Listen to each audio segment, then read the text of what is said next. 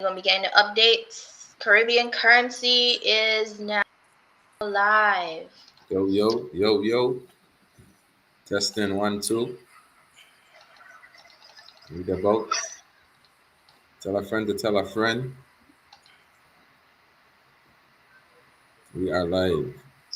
We are live. We good. We up on IG. Looks good.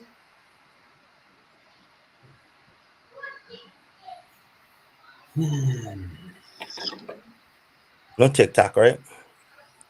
No. Come on in. Pastor, everybody. It's been a while, but we back. Morning.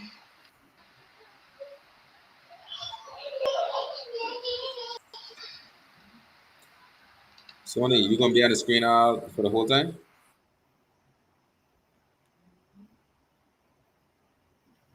I can't hear you no more. Say that again?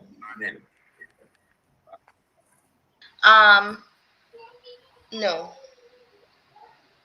Okay, so I'm if that's very interested in these topics though. no, what I was saying Let me is flip you. no. If you ain't gonna be Okay. on the screen, then leave it just come off. So well, how it gonna look? It gonna be us three out. They're gonna have the three boxes all the time because you're on the call. Or it gonna Yes. just okay, If okay. So I'm on, we're gonna have the 3. Yep. okay, that's all I wanted to do. Because I didn't Yeah. want you to come off and then my background showing crazy or something. No, I had seen your background already when it was just us. It was good. Okay. Yep. Yo, yo, yo. What I saying? Come on in. Welcome in. Welcome in. Welcome in. Caribbean Currency the boat. We back. We back. Took a well needed little detox. You know what I mean? Reconnection, whatever it is you want to call it. You know what I mean? But now we back. The culture needs our voices. Our voices need to be heard. Whole lot of things to talk about. Shout out all the Caribbean Currency family. Shout out all of you for supporting us over the years from since 2024, 2026. It's 2024 we started? No, well, we recorded in 2023. We released in 2024. So doing this thing since 2023. You been along? Yeah, Yeah, man. bro. No, we started in 2022. That's true. That is Yes, we started in 2022 because remember we recorded like 8 or 10 episodes before we true. even Yeah, before we even released. Yeah, break absolutely. out. Yeah. You're right. So Mm, 2022 was our year, August 2022. You're right. right. Absolutely right. So that's how it'll be. You don't got to plant them seeds before that tree gonna start to sprout. And Right. the tree sprouting. So um really, really grateful for all the support, man, we've been getting over the years, bro. Like I ain't since I must know red and I walk before it used to be like, yo, that's a credit dude. No, that's a dude for the podcast. Love your podcast. I love your Right. podcast. Podcast dude, you love red man for me. How come you don't bring red man when you come in? Mhm. You know what I And you mean? know it's funny because when people see me, they don't know me, right? But when they hear my voice, it'll be like, your voice sounds so familiar. Like where I know your voice from. Right. That's why Share the the live, guys. yeah. Please Share the share the light. live. Share the We have light. some very interesting topics to touch Tonight on gonna be a tonight. good night, man. I gonna start hearing from us a lot more with the trending topics. A lot of people are, like we are all opinionated. We all have our opinions on how we feel about certain things, and we just going to just share them even more so, because there's a lot of things happening in the world that need to be discussed. You can't pretend that these things ain't happening and not discuss them while we discussing other bullshit. You know what I mean? So I share the light, man. It's gonna be a really good one. Really good one. Share the live and stick it out with us because All right. I feel like this is going to be very opinionated conversation. Let's go. Okay, what we on? Let's go. Is you ready? I was ready, man. Let's jump into this thing then. Everybody gonna gotta catch up. Whoever ain't here gonna gotta just catch up. Mhm. All right, first and foremost, what the first topic is, Sony? You go read it out? Yes. So for the first topic, we have friendship accountability. All right. Like, how do we How do we hold our friends accountable? Dang. What does accountability, support, and loyalty look like when the person in trouble is your friend? I love this one. That's a good one. So what Yes. does I'm going to put this one up on the screen. Yeah, put it up on the screen, please. So you can read it the way it's written and not freestyle it. This is a really important conversation to have because we all have friends, we all have family, we all have loved ones, and people gonna be people and people gonna be human. But we need to be able to understand how do you hold someone accountable, but still give them grace and show them in their disgrace. You know what I mean? And I don't think that's a fine line that we figure out yet and how to cross. And I feel like this conversation will give us a lot of good insight on that. So without beating around the bush, we're gonna just jump right into it, man. Our partner, our good friend Calvert just get sentenced a couple days ago, 60 months, 5 years in prison, right? For accepting a bribe, wire fraud, and a couple other things. So Calvert being somebody that we cool with and we respect, we grew up with, we know him. You know what I mean? He's one of us.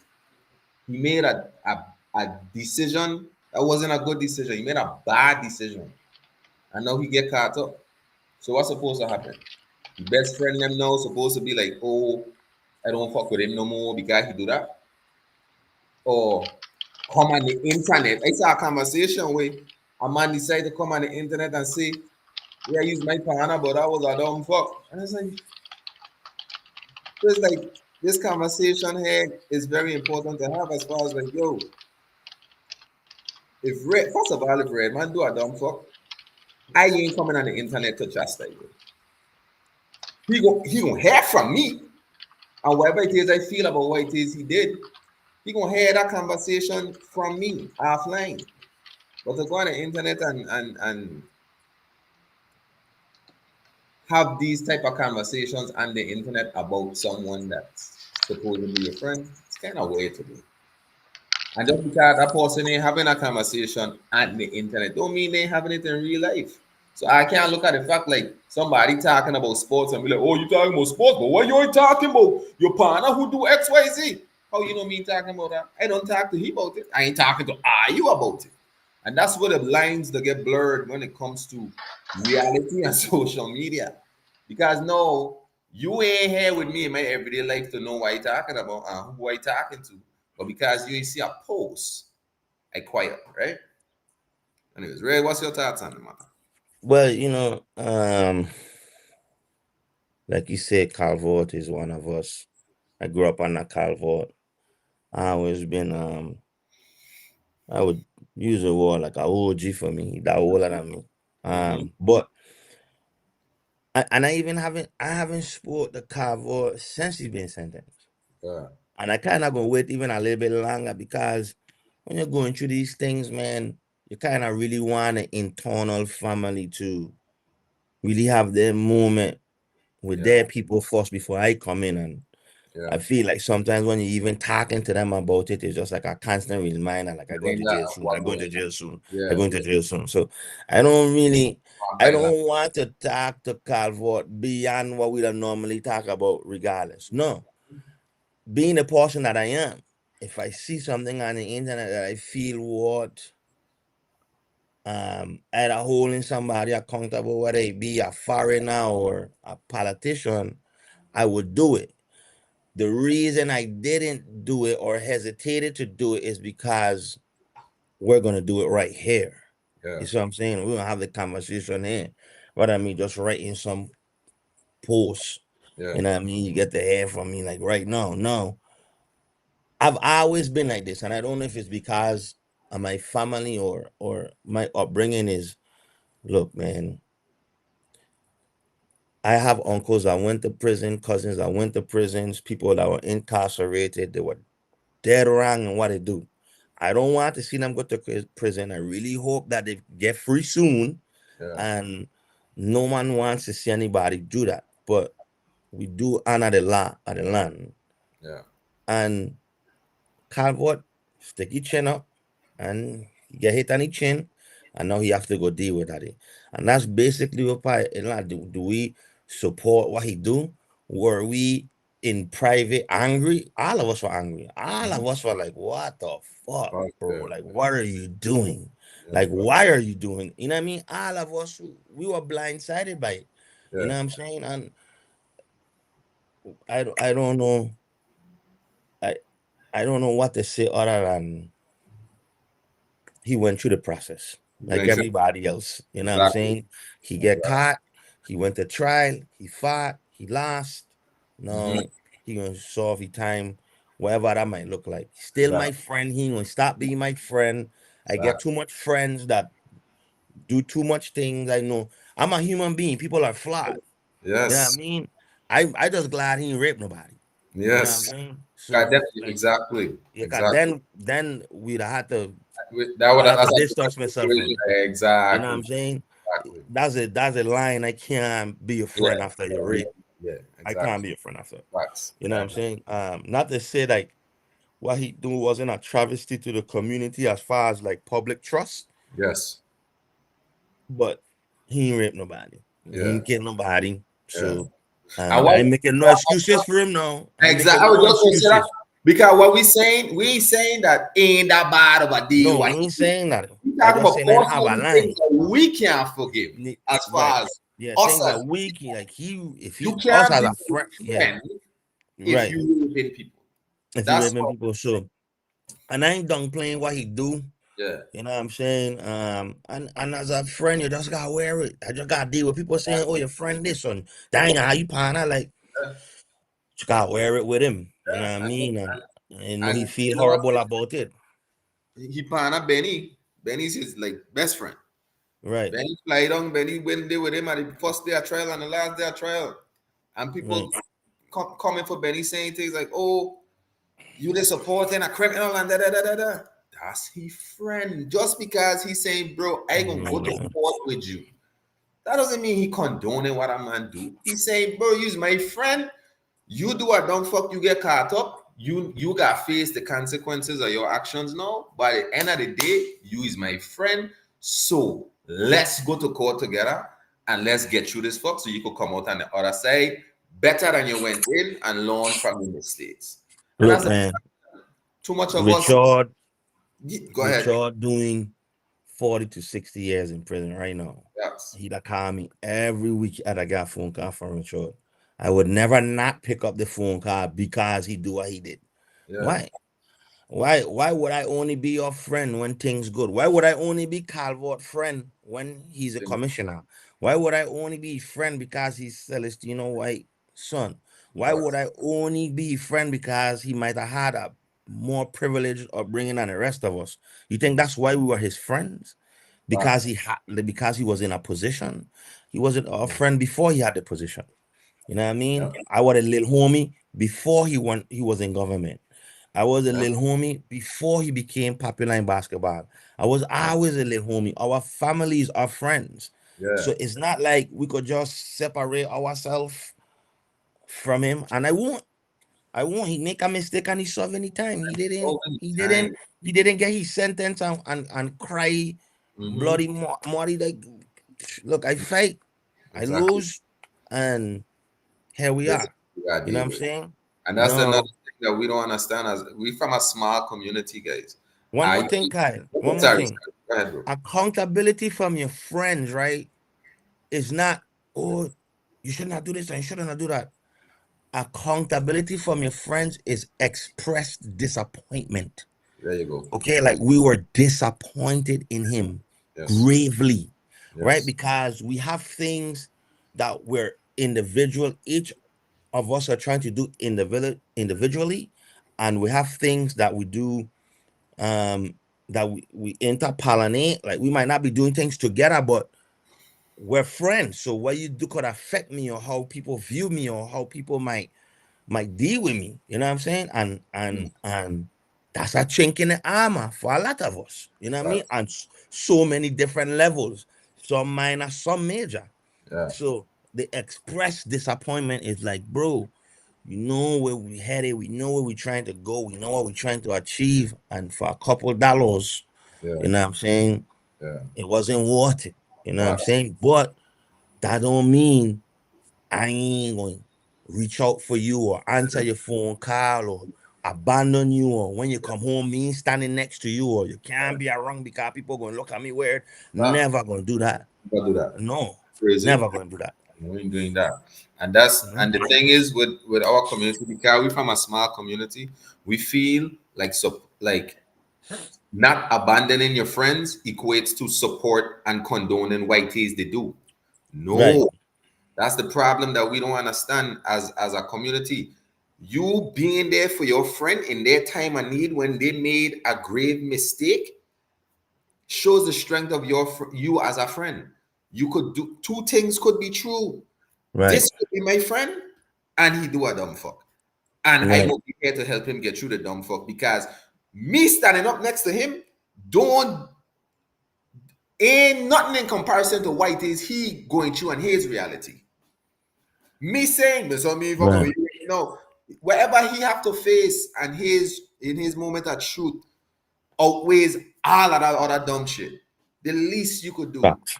as a friend is be there and be like, bro, I gonna be here, help you get through this fuck. Me ain't going on there to defend what you're doing. I gonna stand here and say, bro, court is today. Let's go. Put on shoes, let me go. I'll hold the door open for you. You need me Yeah. to look at your children and you need me to make sure that man good where you're gone. Say less. You know what I mean? So accountability, like supporting your friend don't mean you condone what they did. Supporting your friend in their darkest hour does not mean that you condone their actions or you're excusing their actions. Two things could be true. That man could be wrong in what it is he do, and he learning his lesson, and this is something he gotta go through. And I will be here for you while you going through that journey of your redemption. That's simple. When and just to make things more clear, when person A, who is not my friend, does something and I speak about it, I'm never upset about how the family feels about what going on. I'm only discussing what person A did. You see what I'm saying? So I'm never going to be hypocritical and say, oh, well, the family should act this way or should feel this way or they shouldn't say free their cousin. Like, no, you say what you want in support of your family member. Yeah, But I am going to say what I need to say in exactly. regards to what your family member do. So I say this to say that a lot of Carver friends, when the public is saying what they need to say, we just stay silent. We Yeah, not attack nobody for having their yeah. opinion. We ain't Mhm, chastise nobody for having their opinion. We mhm. ain't saying people should stop talking about him or people should take an easier stance of him. No, Yeah. you guys do what you need to do. We take the blows, That's what come with and it.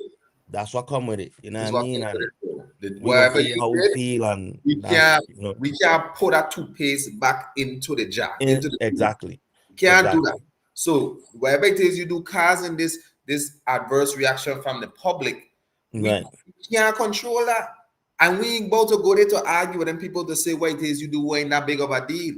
Because who is us to tell them how to feel about what you did? We can't really tell them that. So all we could do, bro, is support you in your journey right now. You know what right, I mean? So it's just one of them things, man. It was definitely. shout out Benny. Like I said, Benny really day one, Benny walking a courtroom with the partner, and the last day Benny walking and that can't be I didn't go to the trial, but that couldn't be easy. You know what I mean? That can't be easy, man, as a friend to deal with to do that and be there during that moment. That had to be tough. You know what I It mean? had to So be tough. So I'll say like when like everything was happening in the news and stuff, you know, a part of me was like, no, there's no way he would have done that. Like there's no way. I don't have like a friendship with Calvert. I Right, know he's like friend of a friend, of trusted friends of mine. I've right, never had like a personal conversation with him. I've only met him a few times. But when that guilt guilty verdict came out, it hurt. You know, the reason it hurt is because he's one of us. Mm-hmm. Right. Like, regardless of who he's friended, it's like, damn, he's still one of us. And all of us here have made mistakes. All of us. Like, somebody have came into our house early, but came around us, came around our family with a, you know, there's like a good friend, a distant friend, close family member, Right. distant family member, and we was under some serious peer pressure. Like, oh, you should do this. Don't worry about it. You're going to get away with it because we've already done it 10, 15 times and ain't nothing happened to them. They get away with it. And you would sit back and look at it like, oh, okay, they get away with it. Okay, maybe I could do it and I'll get away with it. Not realizing that your hand is the one going to get catch in the trap, right? Right. So for me, it hurt, but I had to look at it like, if my kids ever get caught in a trap, I would have, like, I can't abandon them.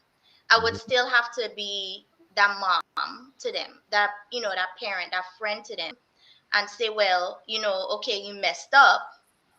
There's going to be consequences, whether I'm taking your phone, you know, you grounded for a month, whatever it is. There's going to be Right. consequences, but at the end of the day, I still love you. You know what I mean? Because you mine. Right. Like, you mine. And I think when people look at it from the outside, they're looking at it because they don't have that real connection with the community to know what Calvert meant to people in the community, the type of friend that he was to people in the community. Like, and if I was to speak to him before he had even went to trial and he says, Sony, I made a mistake, I would have believed him and I would have done the same thing Benny did and stood by his side. And when I seen Benny there with him, my respect for Benny grew even more because I was like, oh my gosh, bro, you get it. Like, you get it. You don't abandon people when they're at their worst, you know? You pull them in, you love them, and you help to lift them up. Because me personally, I genuinely believe it was, okay, your hand get catch in the trap, you made a mistake, don't let that shit happen again. You know what I mean? Mm-hmm. So I get it, but it's still hurt. You know, those of us who came up in community knowing him, whether, you know, we grew up with him, it was a personal friendship with him, it hurts. It was the least thing, you know, we would expect. Kyle, if I call about you doing some dumb shit, I'll be like, I probably gonna cry. I'll be like, Kyle, not Kyle. If it's Redman, okay. You know, like, damn.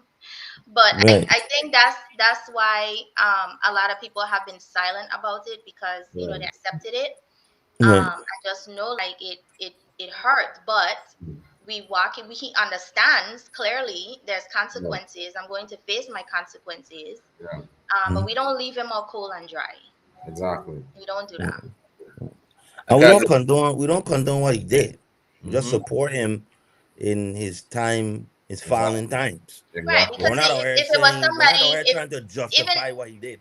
Yeah, and even if it wasn't Calvert, but somebody else that you may have an emotional connection to, that may have support. I won't know that person, what type of person, you know, there was in the community, what they meant to other people. So I may stand back and watch, and would be okay for me to be, not okay for me to be judgmental, but easier for me to be judgmental because I don't know them and I don't have that connection with them. But Calvert is one of us. You know what I mean? Like, his father used to be like, little Sony, when he was a senator in the legislature. You know, my dad would go by there. My mom worked at the legislature for like 30, 35 years. You know, so it's like he's us. He's like our brother. And that's why, like I say, like what you just said, Sony, most folks that saying off with his head and stuff like that, we can't go there and be like, well, that's harsh. Yeah. You put us in this situation. Yeah. So now we can't go there now and defend that. So we just gotta sit on there and let them people get theirs off. Yeah, I don't have 100%. You see what I'm saying? I don't have the urge to do that. You know, exactly. Like, people could and should feel how they feel. You know what I mean? They have a right to feel how they feel and react how they want to react. I'm not going to argue with them about how they feel. Exactly. And I'm not going to argue with them about me supporting him at his lowest moments. You know what I'm saying? No, and I'm not going to not be his friend, and I'm not going to disown him and act like, you know, the friendship was the value of the friendship was based on that, or it changed because of that. He made a character flaw, Mm-hmm. and now you have to, And you gotta deal with you it. know, face the consequences, and that's just Whatever it the takes. reality of life. Yeah, the man. Whatever his reality is now, Right, far outweighs whatever we might feel our association to him can do to us. You see what I'm saying? correct, So at the correct. end of the day, the man, you just, and this is why you hear about it all the time. One of my lowest moments, everybody turn it back. Da, da, da, da, da, da, da. But if you're a real friend, like Right, if you are a real friend, or you really love somebody, you can't just love them and support them when they're up. You gotta support them right. when they're down too. That's relationships, period. You know what I mean? Definitely. Like, Yeah, Everybody have somebody in their family, in their friend circle that has really messed up. I try yeah, not to cuss as much as I used to because my job does make me cuss a lot, but that has really messed up that you haven't said to them, okay, it's cool. I know you're a good dude or girl. I get it was a mistake. Don't let it happen again. Or even if they right. went to jail, you accepted phone calls from them, put some money on a commissary, whatever. Like Yeah, everybody in their family have somebody that they have supported through yeah, bullshit in some way, shape, or form. yeah. right. And because we support them, don't mean we condone it. Yeah, Support don't Correct. mean we condone their actions. Just mean, bro, you do a dumb fuck. All right. Like when mommy, you and when me and Redman do a dumb fuck and he gotta get beat, and auntie send me for the belt so she could go beat Redman. I can't tell her no me bring her the belt. I gotta go get else I right, go get some lash too. right, I hand her the belt, but just because I hand her the belt don't mean right, yeah, I is the one that condoning the dumb fuck. But I right. get what you're saying. Redman had a belt with his name carved in it. Us supporting Calvert during his time, and by support I mean just being there, not going on the internet to bash him, and I mean not piling on that type of stuff. Being present in his court trial, like Benny has been, was giving him a word of encouragement here and there. That don't mean we condone what it is he do, but that's just what real friends do. They're gonna support someone that they call a friend. And I advise most of you, anybody that have a friend that in need, that going through something, don't just run away from them, man.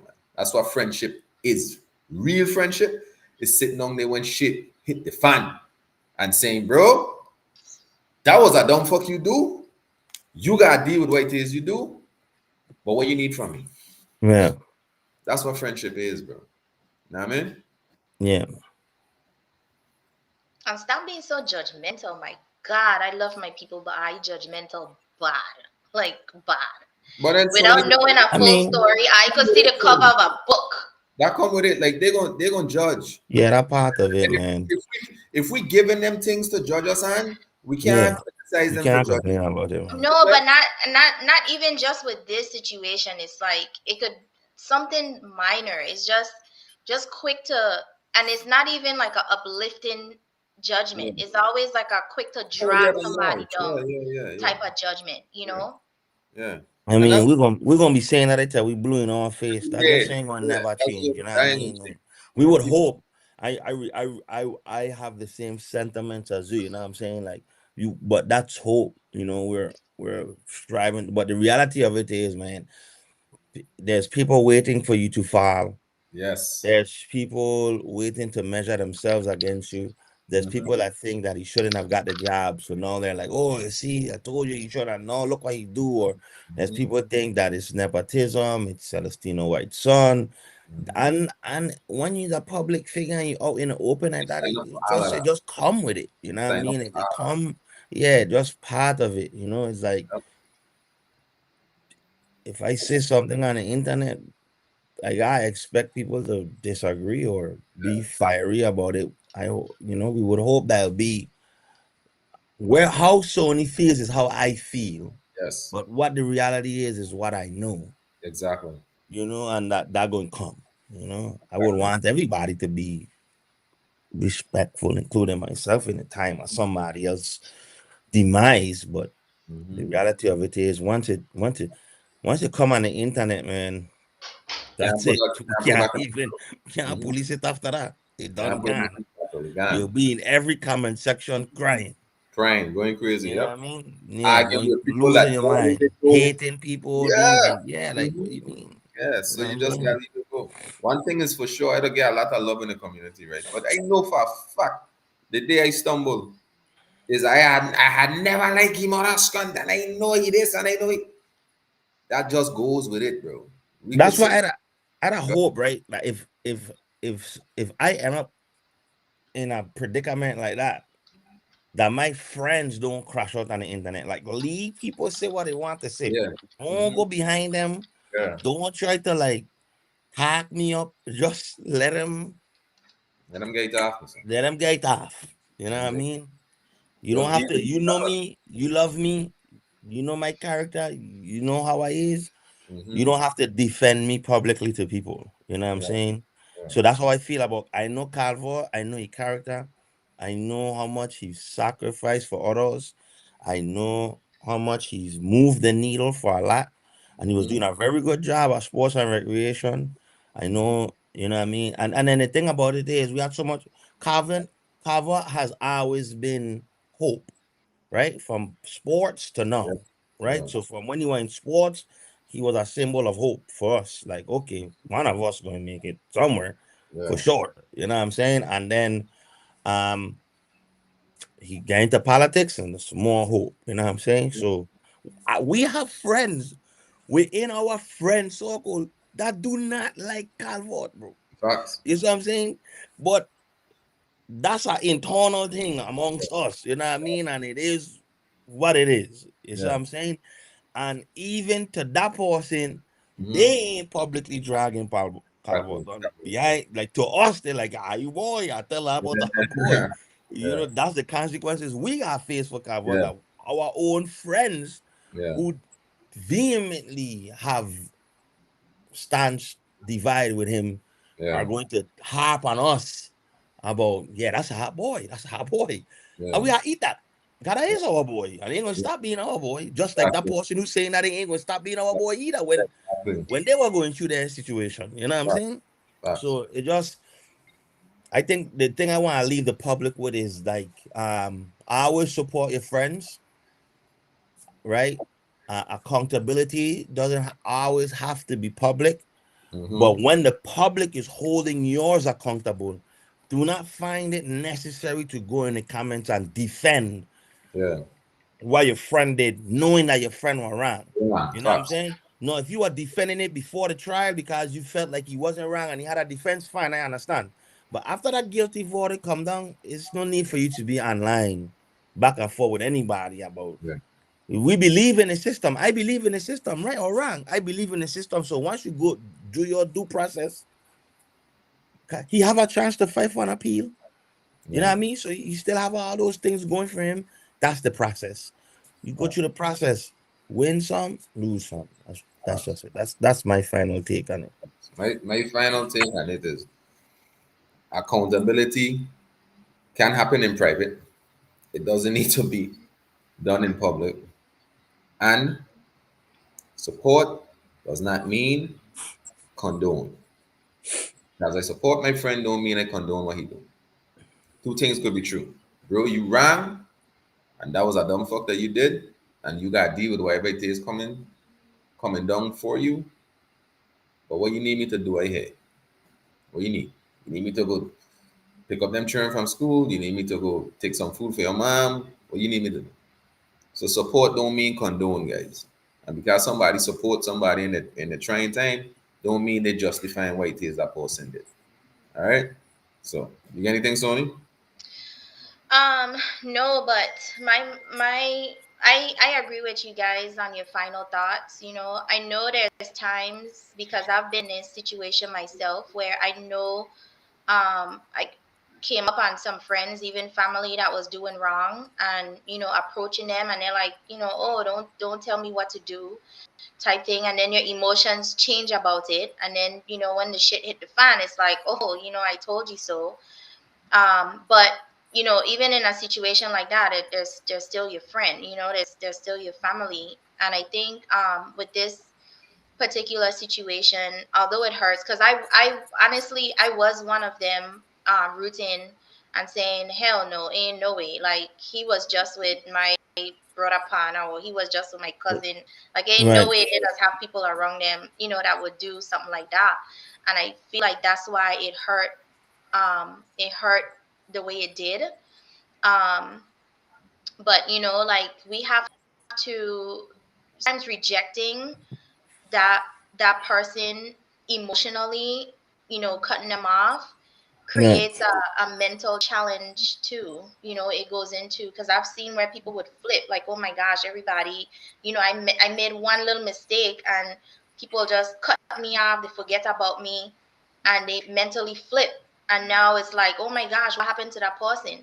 You know, they didn't have the support that they needed when they needed Mhm. it.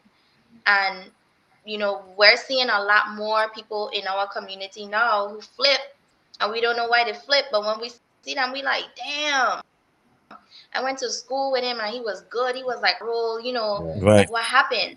But sometimes these situations become tragic for our loved ones, and they don't know how to deal with it because they've never been in that situation before. And like creating that emotional detachment Mhm. could, you know, cause them to flip. And we need less of that. We really need less of that, especially in our community. And I hope, you know, and pray that Calvert gets through this with strong arms. It seems like he already has, you know, really good support. And I pray, I wish him, you know, the best. And I hope to see him on the other end come out a stronger person, you know, mentally, emotionally. And I, you know, whatever, when he make it out of this, whatever his, you know, endeavors are, whether it's to, you know, sit and chill with his family, continue a career or something, I pray and really wish the best for him Right. and his family. Mm. Facts. That's I good. agree. Doug. I sentiments exactly so. Well Yeah. said. All right. Let me just make sure I ain't got no questions in the chat that we need to attend to.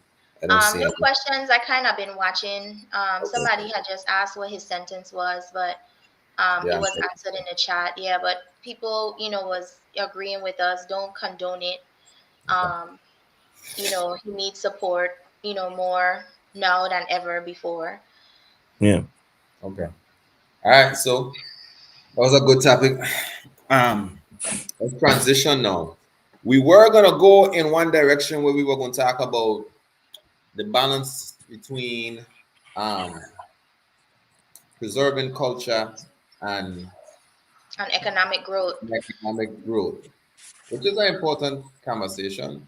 I feel like we feel like we've had a lot of those conversations recently in the past, and there's Right. more pressing matters that need to be discussed, especially immigration, the Hmm. immigration crisis in America, where people are rioting in Minnesota, people getting shot, people getting killed, and Yeah. all that type of stuff. So that's a conversation we need to talk about, just to shed our thoughts on the matter as far as when it comes to immigration in the US and the outrage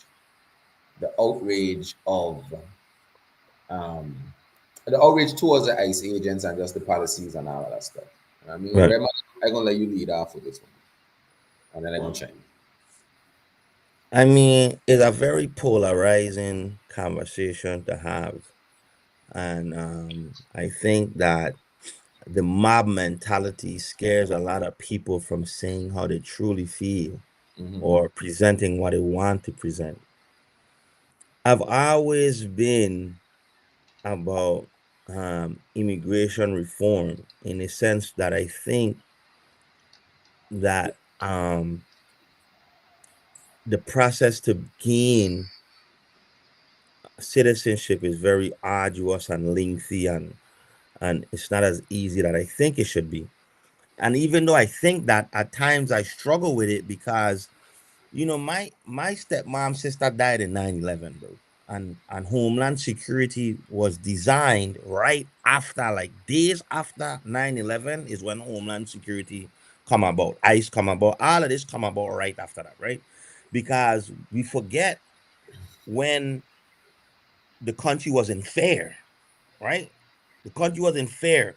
These people were undocumented, come in the country, hijack airplanes, kill 3,000 people. Mhm. So everybody was for ICE then. Everybody was for Homeland Security then. Everybody was for immigration then. And that was understandable. And I'm still for immigration enforcement as we speak, right? This is why I want the public to understand. I don't really, what I think online is what really that confused me, especially when I debating with people. And I said this to you, Kyle, I said it to you, Sonia. You're not sending your son out there to go videotape ICE. You're not sending your son to go stand in the way of an ICE vehicle. You're not sending your son to disrupt whatever raid they're going on. If you live in this country, you respect the processes of this country. When you come to this country, you have to assimilate to this country. So if ICE, let's just say if ICE have an order and that person you think is innocent.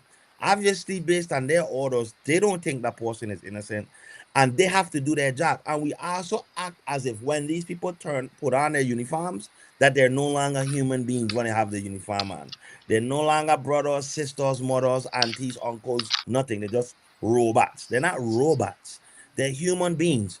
So if every day they come online, if every day they listen to people talk about F ICE, kill ICE, they should dead.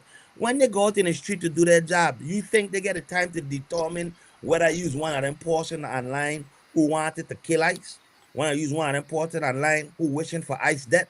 And you got camera in their face and you impeding their progress, you blocking the road, you banging on their car glass, they're supposed to just assume that you're a peaceful protester. That's not what a peaceful protester is. You have a sidewalk, you have the edge of the road, you have signs, you could get your permits to march, you could march in the middle of the road. You could in a group, but antagonizing people with guns. I'm never sending my youngest daughter, right, is on the whole other side of the fence with me. Like my oldest daughter is on the same side of the fence I am, and my youngest daughter is on the whole other side of the spectrum. Like she ain't gonna hear nothing I have to say about ICE. But I guarantee you, she ain't going around nobody with a gun horsing around. Like it's a game. So my grandmother used to always tell me, an ounce of prevention is better than a pound of cure. You're not a hero when you go out there and you know you have family and you know you have friends and you know you have um loved ones and you go risk your life. You don't even know who you're risking your life for. When you impeding that, you don't even know if the person they're picking up is a rapist, a murderer, a thief. You don't know that, but you're gonna go risk your life playing around the police because your democratic leaders or people in your community have this energy online. Like it's a game. It is not a game. So now you lost your life. No, we could argue about whether it was justified or not, but guess what would have never happened? You would have never died if you wasn't out there impeding their progress. It's not like you were on the side of the road holding up a sign and they fire some shots after you.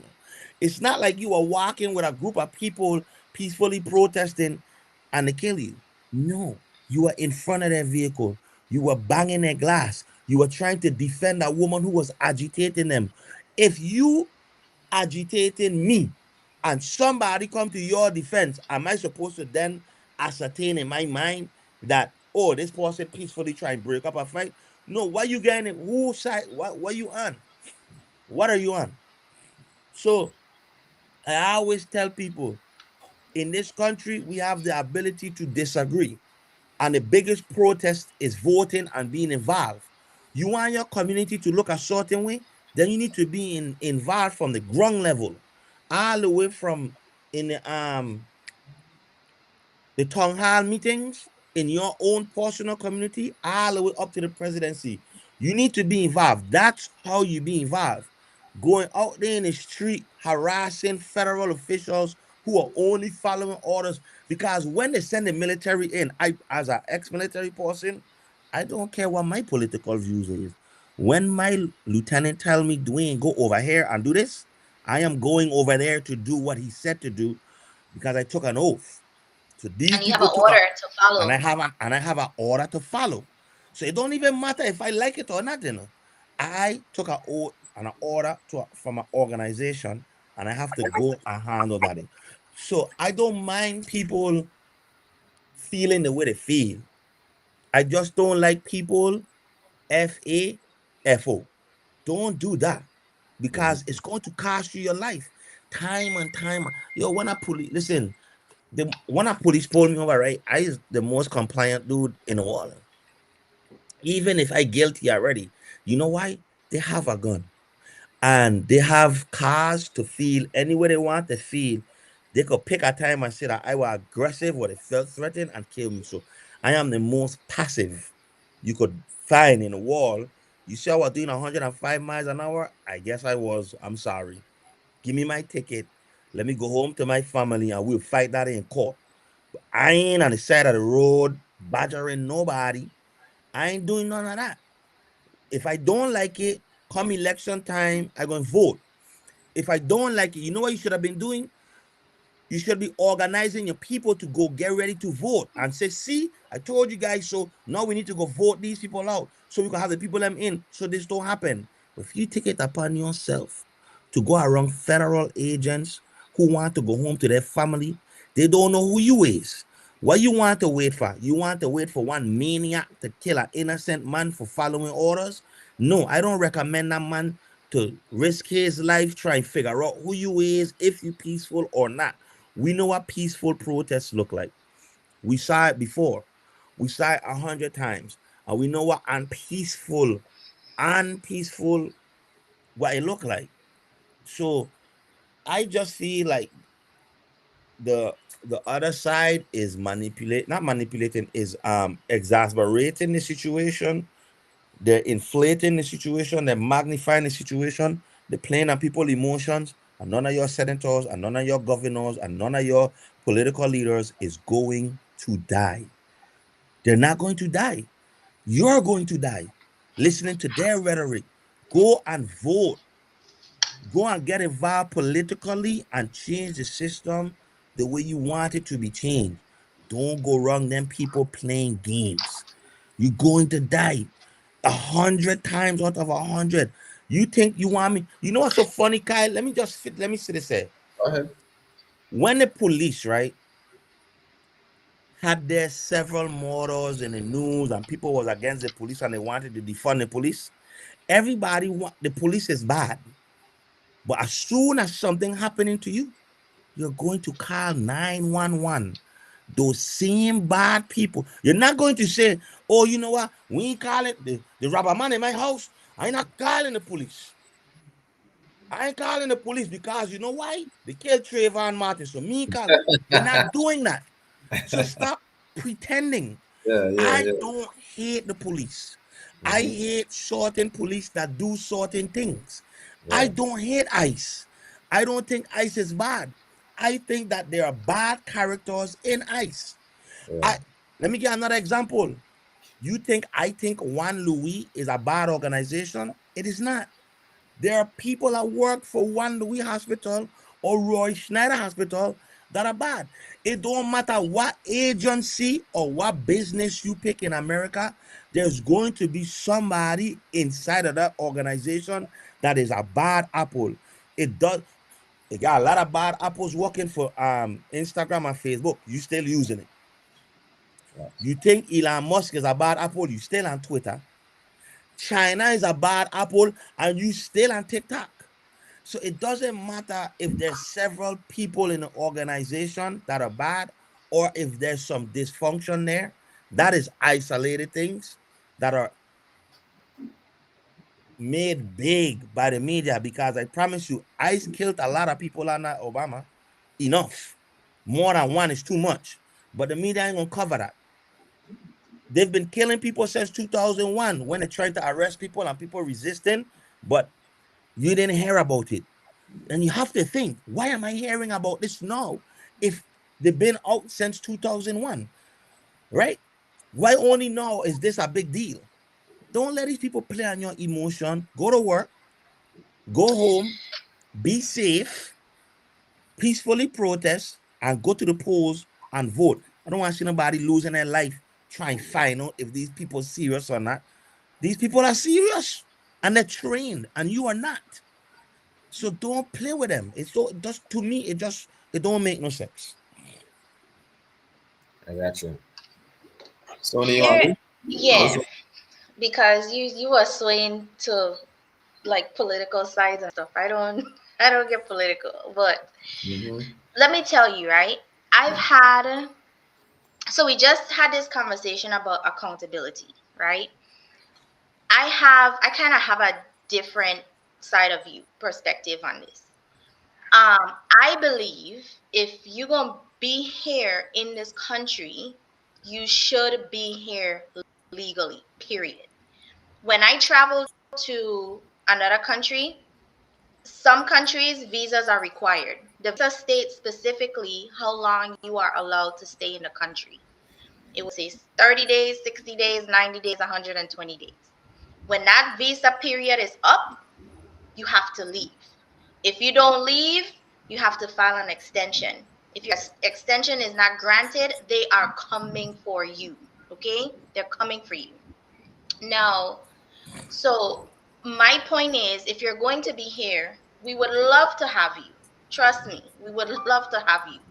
It'll help reduce the amount of taxes I'm paying. But you gotta do it the right way. You have to do it legally, right? Um, I've had friends that came into this country illegally. I know people who are here who've been here illegally, not currently, but who've been here illegally. I've even had a joke one like, "Oh, you don't even like your papers expired and you still here? Your ass gonna get deported, right?" At the time, I didn't know. Okay, I could pick up the phone and call somebody and be like, "Listen, my partner here illegally, come for them." I didn't do that. I just didn't know better at the time. But now, holding my friends accountable, I'm in a position I would say, listen, you don't have your papers.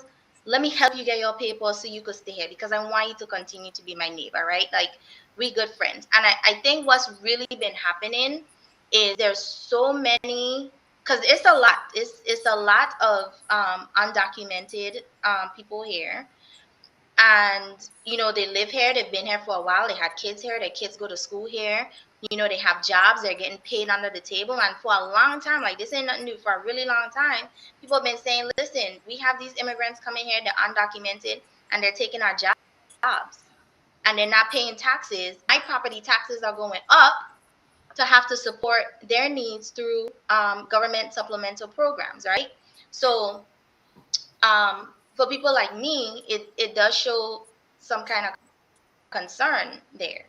But if the friends that I've had friends that has been deported and then they came back, and when they came back, they did it the right way.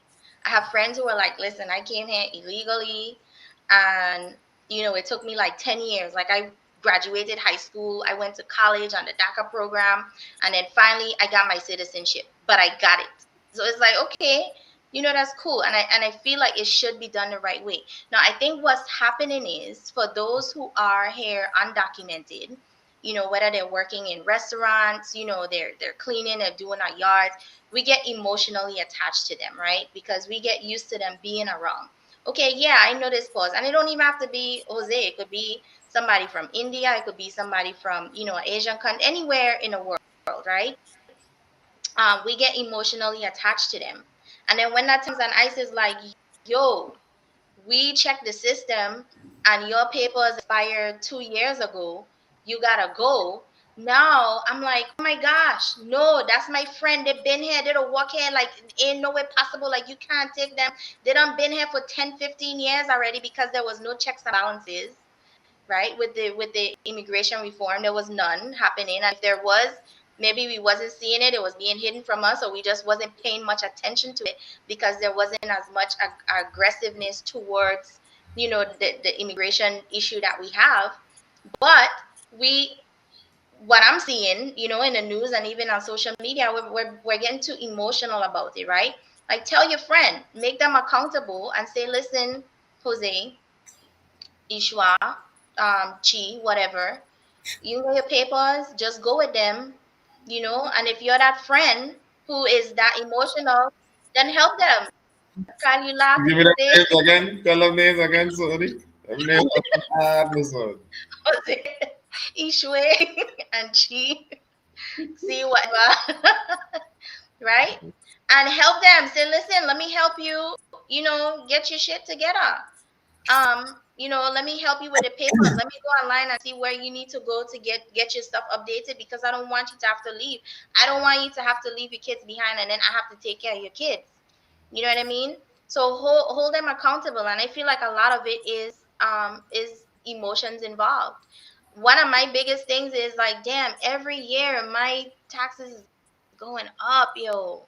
My taxes is going up like crazy. Like, there's been an influx of immigrants moving to the county that we're in, and the class sizes are growing too big. So it went from like 15 per class size to now 22 per class size. And our property taxes have went up, you know, to supplement. And it, for me, a tax-paying citizen, it becomes frustrating, because it's like, I'm seeing this and I'm seeing, okay, nothing is being done about it, but it's costing me, you know. And so now when I need something done around the house, I can't afford to call Kyle, because Kyle gonna charge me 25 grand. Instead, I gonna call Jose, and Jose will be like, yeah, I'll do it for 6 grand for you. I don't laugh at my accent.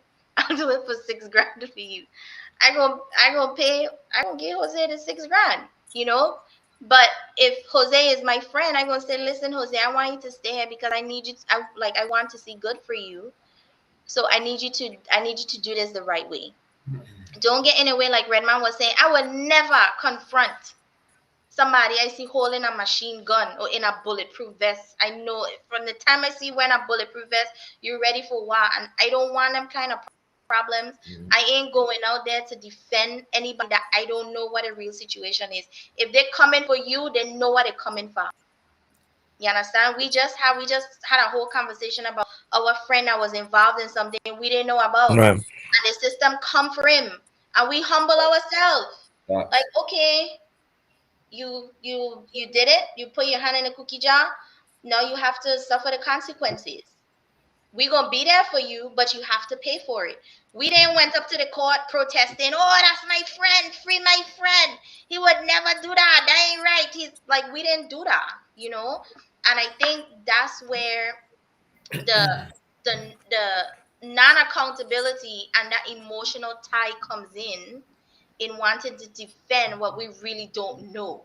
So yes, these US citizens who are putting themselves in harm's way and they're, you know, getting in trouble. I heard somebody died on Saturday, another lady died. They were not really, you know, standing off and being like, you know what, I don't know what you did, but let them arrest you and then we'll figure it out later. Like, I ain't defending shit. Thoughts. I'm not. All right. So that was a good take, Sony. Good take, Redman. My take gonna look a little different. I study history, man, and history repeats itself. And I feel personally, when it comes to politics, you're going to end up being a hypocrite. It goes without saying. You're going to end up chastising something that your side, what the other side doing, that your side once did. Obama had record numbers when it comes to deportations. Our side was quiet because that was our guy, right? But now when our guy ain't in and he have high numbers for deportations, we up in arms and we making a heap of noise about it and we doing all of this stuff here. And then at the same time, we sit on here and watch when them white people storm the Capitol on January 6th. What them protesters had out there? AR-15s, M6, they had assault rifles, okay? And guess what? Them people were telling them they are peaceful protesters. Like this administration are in now, these set of Republicans, they were saying these peaceful protesters, they have the right to bear arms. That's what they tell them. No, the script flipped. And now they end up shooting a man that had a weapon on him while he was protesting. And you know what their message is today? He shouldn't have had a weapon while they protesting. This is why I don't begin these fuck no heap of my energy in, bro. For real. I personally feel, Kyle, this is me speaking for myself now. When it comes to these type of things, when I see black people getting killed from police and getting dragged out the car and they getting killed, that gonna hit home for me because I have a black son. My message to my black son is, son, when you get pulled over, turn on all them lights in that car. Roll your windows down, keep your hand on the steering wheel, and do not fucking move your hand them. And ask them when he say license and registration, officer, my license is in my pocket. I'm going to take my right hand and reach for it to give you my license, okay? I have your permission to do that? Yes. Because I need you to come home. Let me fight it on the back end. If that man do you a dumb fuck or the man violate you. But I need you to come home. So I ain't here condoning or saying man should be out there in the streets protesting, wherever. I mean, telling you They should be in the streets protesting. What he's saying is me telling you don't go. I mean, telling you to go. I tell you my children, me sending my children out there. No, right? Everybody have the right to protest. I think they should be out there protesting. And protest for whatever you want to, but don't protest in a way that will get you killed. In a defensive way that you don't know what it is exactly you're defending. You gotta be aware of the times, bro. You have to be aware of the climate. Again, you know, in 2020, when them people stormed the Capitol, there people had AKs on the fucking Capitol step, and that was considered a peaceful protest. Okay? Now they in power and the script flip. Now people protesting them. And this saying he had a gun. So you have to understand when the odds against you. I know these people trigger happy and they're ready to shoot anything that makes them any little bit uncomfortable. So what we doing out there? At the end of the day, you have the right to protest, yes. But at the end of the day, if you out there and you get caught up and you get shoot because you, my mother used to say, what you doing out there? Who sent you out there? My thing is, I'm not gonna let you go, Red. I care about us, bro. This is gonna sound fuck up, but I care about us. I care about when I remember, history to repeat itself, you know. I see them dragging police, all this energy for ICE was the energy we had for police once upon a time, you know. But then now, the script flip now and is, local law enforcement can't keep up with doing all of this, we have to support. I know we supporting local law enforcement. No, I know ICE is the bad guys. And listen, we're going to go crazy trying to keep up with when this side in, this is okay. When that side in, this ain't okay no more. I know this is bad. I ain't here for it. Go ahead, Red. I cool the immigration press. Oh, go ahead. Sorry. I cool with you coming to the protest. I cool with you coming to the protest with your machine gun. I cool with that. I believe in the right to bear arms. But I ain't cool with you throwing snowballs after the police. I ain't cool with you trying to throw piss on them. I ain't cool with you running up in their face, agitating them. I'm not cool with the people them who run into the Capitol on January 6th. One of them died for running into the Capitol on January 6th. I ain't cool with that part. I cool with them having their guns out there. I didn't see them antagonizing the police until they decided to go in and do what they had to do. And I still ain't cool with it. Even if the president agree with it, and I support the president. First thing first, right? I support every president. That's just how I was trained. Yeah. Okay? That's my commander-in-chief, whether I agree with the policies or not. I never disrespecting the presidency for nobody. I ain't disrespect Biden. I ain't disrespect Obama. I never disrespect Bush. I never disrespect Clinton. And I never disrespect Bush again. I just ain't never doing it. I pledge allegiance to the flag. I am an American. I'm going to wear that for better or for worse. That's it. I ain't going no other place. We could fix the country. We could vote. We could protest. I'm down for all of it. It's really one of the only countries that could really do it in successfully. I ain't going to support you agitating no police. You don't have to go and that's the thing. You are encouraged to go in front of the police or federal agents, put your hands on them or agitate them and expect some weird movie outcome that just not ain't happening. And all I'm saying to you is carry your firearm, go to the protests, shout as loud as you can. Don't impede their progress. Don't impede their duty. You see what I'm saying? Because and to get personal, I don't see none of you holding any immigrants in your house the way how you feel so good about it. I ain't seen none of you taking all you hard on money and going on it to try bail them out or hire a lawyer for them. You just making noise. You're just continuing to make noise to send people out there to get gunned down instead of telling your side, yo, we doing this wrong. This is how we need to do this. Matter of fact, we need to take this issue that is bothering us and galvanize our people so we could vote to change it to how we want it to change. The way you're going about it is a lose-lose 100% of the time. You're not fighting a revolution. Don't let these people confuse you that this is a revolution and you're going to be crushed. Okay, the way you revolt in this country is through the systemic processes that we put in place. That's how we revolt. Nothing ain't changing until that happen. You see what I'm saying? And your cause is weird to me because here's who I feel sympathy for, Kyle. You see, when a woman come and documented with her children, I feel bad for the children. You see, when children escape Cuba, escape Haiti, escape any place because where they're from, they're suffering from abuse, they're suffering from neglect. I feel how we're dealing with them isn't right. Like I don't like that, right?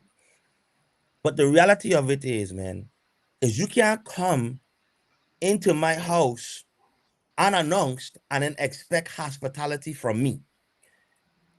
You can't go into nobody's house and unannounced and expect hospitality from them. So if you come into the United States of America unannounced, and this was my example, I posted it the other day. The guy was the superintendent of Iowa, and he got arrested because he been an illegal this whole time.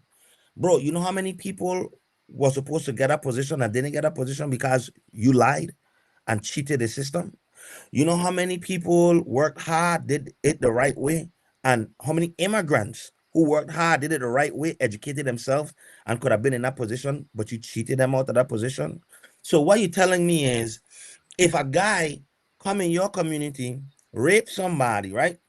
And then after he raped that person, he been good for 15 years. And you find out he raped somebody in his home country or he raped somebody the first day he get here, but he been clean for 15 years. What you gonna stand up and say, well, he been, even though he raped that little girl, he been good for 50. You're not going to say that. Yeah. So then it don't make no sense to tell me that you came here illegally. No, you are here illegally. Continue to circumvent the system. And because you've been good for 15 years and productive for 15 years, we should give you a chance. How? Why would I give you a chance? You already proved to me you're a liar and you would cheat the system. So what we're going to keep doing? Keep putting people in it for cheating the system? No, we can't do that. What I love for reform, where those people could be assessed, like Sony said, hey, Joel been here cutting the grass, he been out of trouble, ICE caught him up. He shouldn't go to the same court as a criminal who was a criminal in another country. He should be looked at differently. He should be dealt with differently. His body of work should be considered. Joel been here for 15 years, Joanna. He never been in trouble. He turned him as a student. He cutting grass. He was afraid. Is that a process we could take him through where we don't have to deport him? He go through some education and we kind of like fast track him so he could continue on the path he been on. Maybe if we send him back, when he comes back in, can we, like there's reform there to be had. You see what I'm saying? So there's parts of the system that I feel like need to be reformed. What I don't feel like is how you're trying to go after ICE or law enforcement or anybody, because to be honest with you, not the killing part, but the rounding up of people is exactly what we voted for. That's what we wanted. That's what it cries. So now you have a president that Now doing we them. exactly what his constituents. Say that again. Them is the people them who just oppose the immigration reform, immigration deportation period. Now, some people feel like, okay, now we finally have a president that doing exactly what it is we ask him to do. You want the other side to be sympathetic to you? They finally get a president that doing exactly what it is he said he was going to do. None of you haven't lived long enough to find a president that did exactly what he said he was going to do. I just want reform in the system, and I don't want people to be rioting, and I don't want people to be agitating police, because these police officers, these law enforcement officers, they're human beings too. I know this because we have friends and cousins and family that are police officers, and they have to do the job that they took the oath for. So you're never going to hear me on here playing them. You're going to hear me saying that last one that happened. I don't see the reason why he had to die at all. You know And what? those ICE agents for me should be held accountable. I think it went a little too far. I'm also going to tell you, big man, if you wasn't there effing around and finding out, your daughter, your uncle, your mother, and people who loved you you'd have still been here with them. But instead, you're gonna be a forgotten. They're going to forget you, bro. Okay. His family ain't gonna forget him, but the world gonna forget him. The world is going to forget him. I either be so conflicted about these fuck because I don't look at things from a whole different lens, right? I see any Jews out there with a little funny hat out there protesting because of this fuck. I see them Indians out there, I see them Asians out there. Hey, why we don't mind our fucking business, then, man? That's why I want to understand. Like, why these man understand, bro? I feel like one of the worst things that happened to us as black people was when we fought against segregation. When we fought to be in a system, when we fought to be in their system instead of building our own, and it put us to the bottom of their system. So now we are always taking on fuck that is in quote unquote in their system that have nothing to do with us. And that's a hot take. And truly, it gonna sum fuck up. I care about us. I care about us. I feel like we did have our systems and we were forced to the bottom of our systems. I feel like we listen, them Jews, they build their system, they stay with their people, they did their things.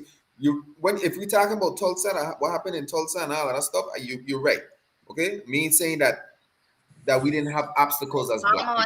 They bomb our communities, they flooded our neighborhoods. That's one state. If Tulsa was they can't bomb Tulsa, Florida, New York, New Jersey, you see what I'm saying?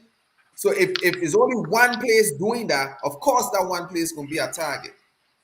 Bro, I just stay quiet on these issues because I know we as black people have bigger fuck to worry about, my son. We starving, we hungry, we dealing with all type of fuck. I don't go out in my street and see where I is right now in St. Thomas. I don't go outside and see ice hauling our black people. But I don't go outside and see children out there hungry, don't know where the fuck the next meal coming from, don't understand that they could be better than where the fuck they is. So I feel like we need to mind our fucking business and turn that fuck inward and focus on what the fuck is important. We are whole community here struggling, going through out there, but fuck, we worrying about some white people in Minnesota. That's why I stay quiet. I know why I just stay quiet. Kyle, you ever experience war in this country, my boy? If I ever as a black man, like you ever experienced war in this country? Yeah, like you in this country, in American soil, have you ever experienced war? No. Okay, so when we like to say, oh well, the white people them is trying to destroy the black people them, the most war-torn place in the world is Europe, you know. Both world wars were fought in Europe. Right now, the Ukrainians and the Russians, who is basically the same people, are killing each other. You understand what I'm saying? So to think in your mind that it's because of you and your skin color is crazy. Not in a broader sense, you know. I don't understand. Okay, here what going on in St. Thomas and St. Croix? You know who killing me? My people. I feel you. That's who killing me. You're absolutely I right. have a black run system. Mhm. America ain't coming in to destroy the Virgin Islands, and we Yeah. destroying ourselves. I agree, and that's a So I problem ain't that we should address. right. That's a problem that we So should put energy I will into. never make it like I will never feel like they're trying to do something to me, especially when we're doing it to ourselves. When you go to Africa, bro, and you go to Nigeria, these tribes will tell you like that partner ain't my brother. You know? Mhm. Just cause he black, I'm not calling him brother. Yeah. That man is a whole different thing from me, with a whole different religion from me, a whole different customs from me, and a whole different part of Africa from me. It's only over here we're saying we as a people, as in color, need to unite. The dudes them in Georgia not uniting with the dudes them from St. Thomas. Mhm. The dudes them from California ain't even uniting with the dude them from Georgia. No, what we need to unite under is common sense, common decency, and a way of life. Mhm. So as long as you align with my common sense, my common decency, and my way of life, then we could live amongst each other. But as long as you have different values from me, I don't care what color you is. You could be as black as me. If you don't have the same values as me, we're not coexisting, and I don't want to be a friend, and I don't want to come together with you either, Yeah. because we don't see things the same way I at feel. all. Sony, right? Like we grew up, right, in a very our uncles and our aunties were very Black Pantherish, pro-black. Sony husband is white. Uncle Ted was white. These are great people that I've met in my life.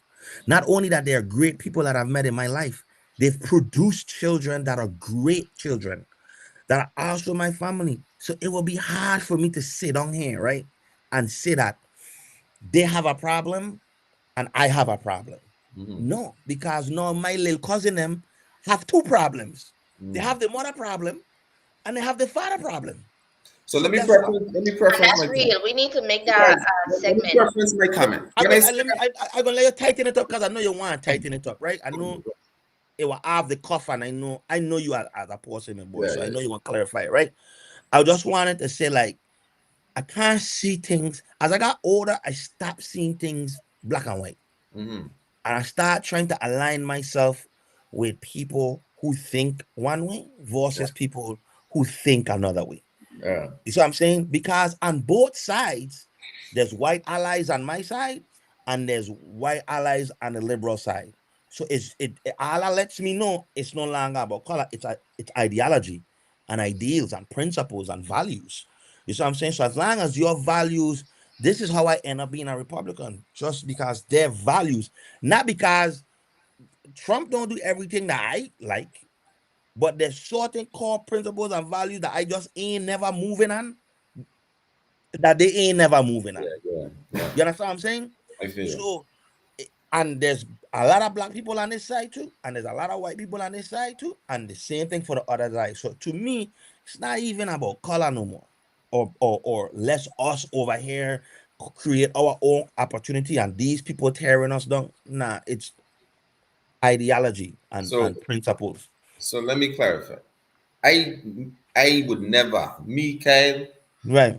I don't make no excuses for us as a people. I feel like everybody that in whatever situation they're in, Yeah. they have full control over their lives. You'll never Right. hear me say it's the white people them fault that we Right. this do that. You check. What my message was in that sense was we have bigger problems at home that we need to fix In our Right. own community. as Yes, opposed to right. our community. That's what Right. I mean.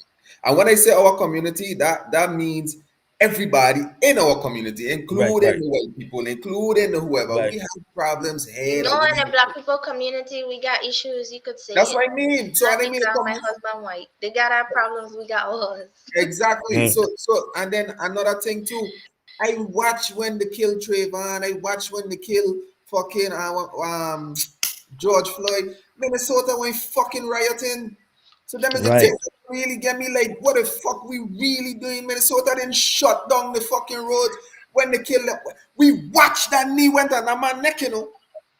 Mm. Okay. So and they didn't have the same outrage they have for these white people, not because To of white us. people who get killed. They didn't have that outrage for us. So I can't pretend to have that same outrage for them. But I have it for my community and my people. And all I saying, this is me personally speaking as to why I don't get too carried away with the conversation. Not because I don't give up, not because I don't care, or not because Right. the silence in me. It's because I am more focused on what the fuck going on. Yeah. Because Right. he got some real fucking problems here that need fixing. And again, me saying that everybody should ignore what's happening there. And I am speaking for myself because the mission that I pick up is a heavy one. As far as Right. when it comes to financial literacy and getting everybody to understand their value so that everybody could have that mindset that we could all grow and we all deserve to be wealthy and we could change the experience of the young kids here in the Virgin Islands by Yeah. passing on a little bit of wealth to Mhm. the next generation. So therefore, our place could look different. So when I hearing white people marching in Minnesota, hundreds, thousands of miles away, it don't pull on my heartstrings like it does here when I seen corruption in the government, when I seen fucking domestic violence in the community. You know what I mean? So I am not being dismissive of nobody else's plight. Kyle Sex was just saying, if you're When wondering did George Floyd killing happen again?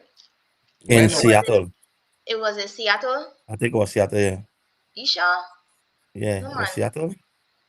no Was it man. I think Seattle? he was in Minnesota too. You were in Minnesota? Let me look look it it up. up, check it out. But So that's just my no, when George Floyd had that knee and he never people rise up. our We people rose up. rise up. I know, but We what I'm rose saying up. is like we They saying didn't rise the up people for us. didn't rise up. You know, it had riots and then fuck. We led the charge, and then they jumped in, and some people supported, and a lot of them were saying, "Go the fuck home." A lot of them were saying, "If you're blocking traffic, we're gonna shoot you." The same fuck they turning wrong hand now saying that's not right to say. So that's why I'm saying I live too long to see the hypocrisy on both sides. That's why I don't do the politics. Because this side will tell you, oh, this is wrong and this is bad that they're doing this. And then when they get in, they're going to do the same fuck. So we're going to be here going crazy, going in circles, just trying to figure out, oh, this man doing this wrong. Oh, listen, no. We're going to transition, but I'm going to just say something just to prove that point. We ain't got to get off topic. I love Obama. I love what he represents. And I love all of that, right? Obama went for fucking Gaddafi. We don't have a Gaddafi no more because of Obama. Obama went for Gaddafi wanted to unite the African nations to get one single African currency. Okay? If he was allowed to do that, that would weaken the dollar, it would weaken the euro, it would weaken our dependency on the West.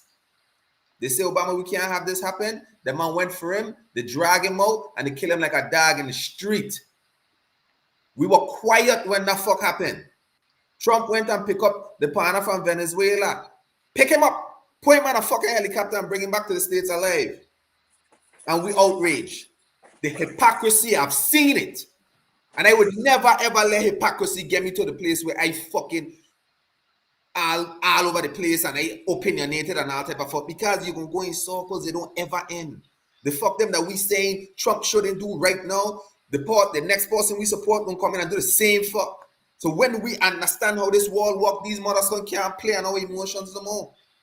And when we start to focus inward and focus on what it is we need to fix right here in our house. Imagine we worrying about somebody else's house dirty and their house ain't clean, but our house fucking nasty. Imagine we worrying about somebody else's locks and their door ain't working and we need to get somebody to fix their locks, but our fucking locks broken right here in our house. That is why Kyle don't give no heap of energy to the politics. That's all I saying. Me saying that everybody else should be like Kyle, I am just speaking for myself as to why I don't fuck with it. And I just stay quiet. Because it's a circus. Just going in a circle, and circles that make me fucking dizzy. And I ain't going down that road with them. Yeah, I love man, I for everybody. I for humankind, you know. So I worked at the bank for a really long time, right? And I would say 90% of the encounters that I have relating to fraud were from immigrants with dealing, you know, with immigrants. And I had this one incident where well, two I will mention that I remember like yesterday. This guy came in and he sat with me and he said he was from Egypt and was a student. You know, he came here just to get his. He said his parents sent him here to go to school. He was enrolled at Emory, and you know he would go back to Egypt to help his people. So you know we had a nice conversation, and I'm like, okay, you know we connected and everything, and opening his account, you know, I need his address in Egypt. I need his identification. He has his visa. When I look at his visa, it's just a student visa. It's a temporary visa and it's only good for a year. The students have to renew their visa when it expires. If not, they have to go back to their country. Yeah. And so a few days later, I had two clients the same day who came in and they said, "Hey, you know, I have these transactions on my account that I don't recognize." And I'm like, "What are they?" And when I look at the transactions, sure enough, they were you know, like hack transactions that happened in Egypt. And the guy came back to see me, and from looking at his, when I pull up his account, I start seeing like, oh wow, like all of a sudden you have all of these like, you know, incoming wire transfers and Zelle transactions and stuff like that. Silently, because we're trained to do this, you know what I did? I reported it because I have a problem with that, right? Like I know this is illegal activity, and it's crazy that I had literally just sat with a couple people who encountered, you know, fraud on their account. So yeah, I gonna report your account. Now, in my conversation with him, he's already developed, you know, a friendship circle and all of this. Now, I don't know what came out of my report, but I'm assuming with him being a student here, he was likely approached or sent a letter or, you know, said, hey, you can't do this. You have to leave, because they, like when we report those like financial crimes, they do take action on them. We just don't know what the result is.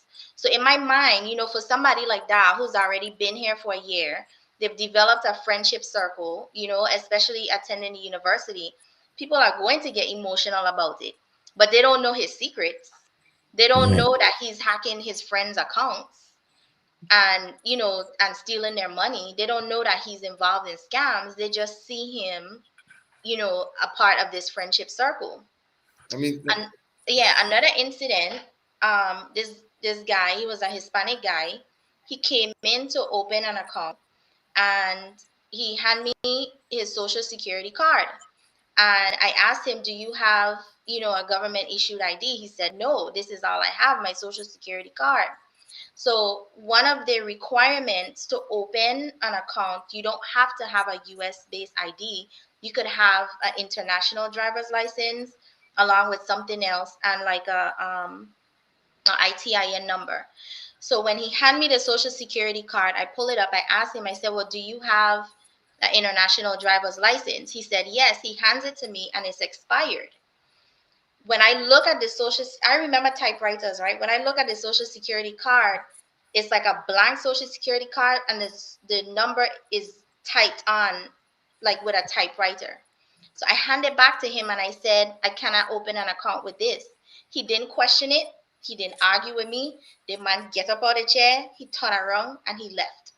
So I called my manager and I was like, damn, like people really doing this. And she said, oh yeah, girl. She said they come in here all the time and, you know, they try to open up these bank accounts illegally. One of the incident I remember correct, and I'm sure a reason, but one of the incident I remember correctly, this guy, he was Hispanic.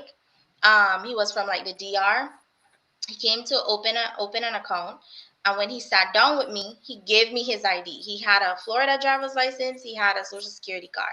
When I look at the social security card, guess what? The first three numbers start with 580. So I was like, oh, you know, like where you from the VI? And he was like, where, the Virgin Islands? He said, he looked at me with this strange look.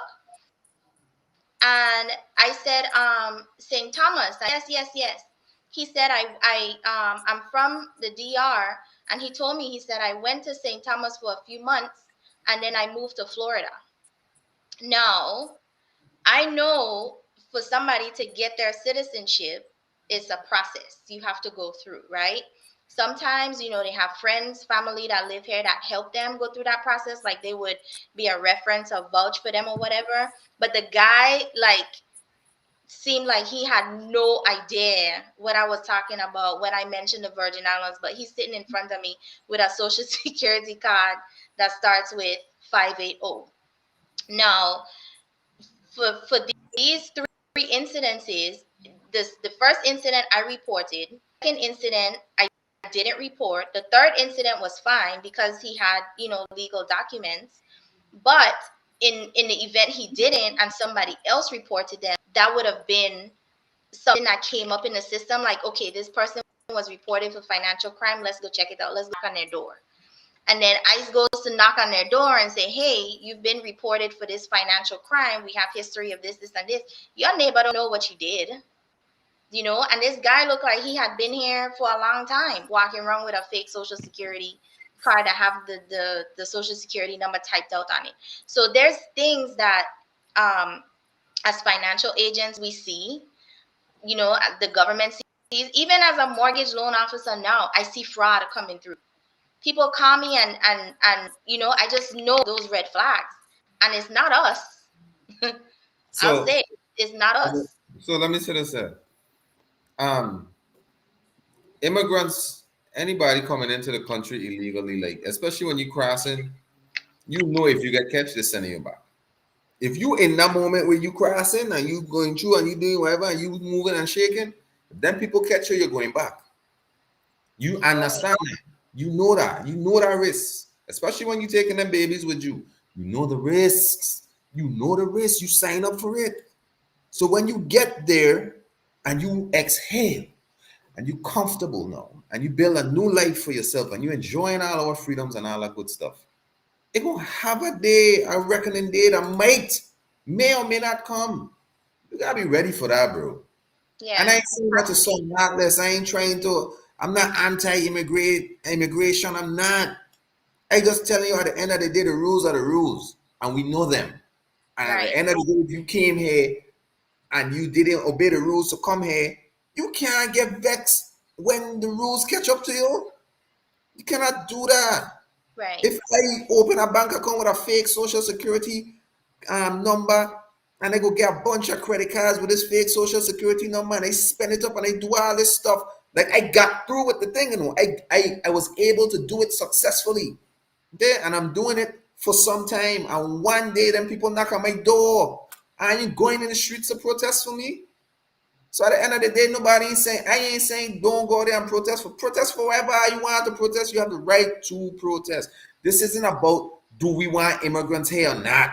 And then again, for me, listen. I said come. The country is made up of immigrants. Right. Okay?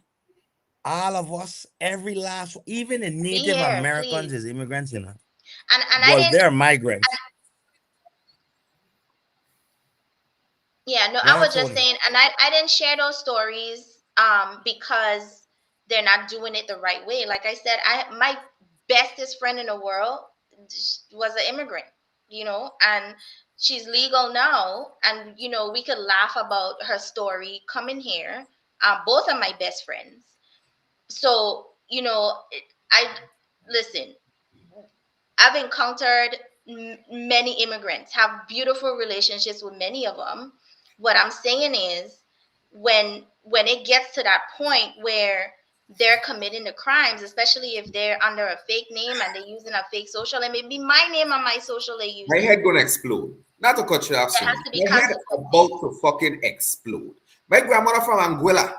My grandmother leave from Anguilla, come to fucking St. Thomas, had to go live in Barbados for 3 fucking years because that's what the rules had said. If my grandmother didn't decide to go to Barbados and do all them fuck that she had to do and go study this test and do all of that to get her citizenship and all of that fuck, and then people had knocked on her door one day, she would have had to go the fuck home. What the fuck we talking about? That don't mean we don't give a fuck about the people that against that going back home. That just mean like, yo, you know the risk when you came here. You can't get mad now when the fucking shit catch up to you and now you gotta go back. Like, come on, what are we saying? What What happening? Do I think that I should be killing people in the streets? No. I also don't think that people should be throwing fucking stones at the ICE agents. I also don't think people should be fucking wrestling with people with guns. This fucking common fucking sense. And this is why I don't feel like I go in circles when it comes to this politics fuck, because guess what? The left will support the dumb fuck the left do, the right will support the dumb fuck the right do, and then everybody will argue about it. And we're gonna ignore the fuck that's important. Again, none of this fucking important to me, you know. None of it important to me. What is important to me? I just leave from Charlotte Mali High School today talking to them children. I asked them, anybody could tell me what inflation is? Anybody could tell me what asset is? Anybody could tell me what liability is? What the fuck I care about what happened in Minnesota? This is why I just shut the fuck up. Because this is the fuck I'm passionate about, not them fuck. You know, for me, Kyle, what bothered me most, and like I said, like, first of all, I tell people all the time, all my friends growing up with, their parents are immigrants. My parents are immigrants. Okay? So no one has a problem with immigrants. I'm reading the comments, and this one is for Dwayne Atley. He's a very staunch supporter. He's always supporting whether he agree with us or not. What I really despise is when we try to make this thing about race.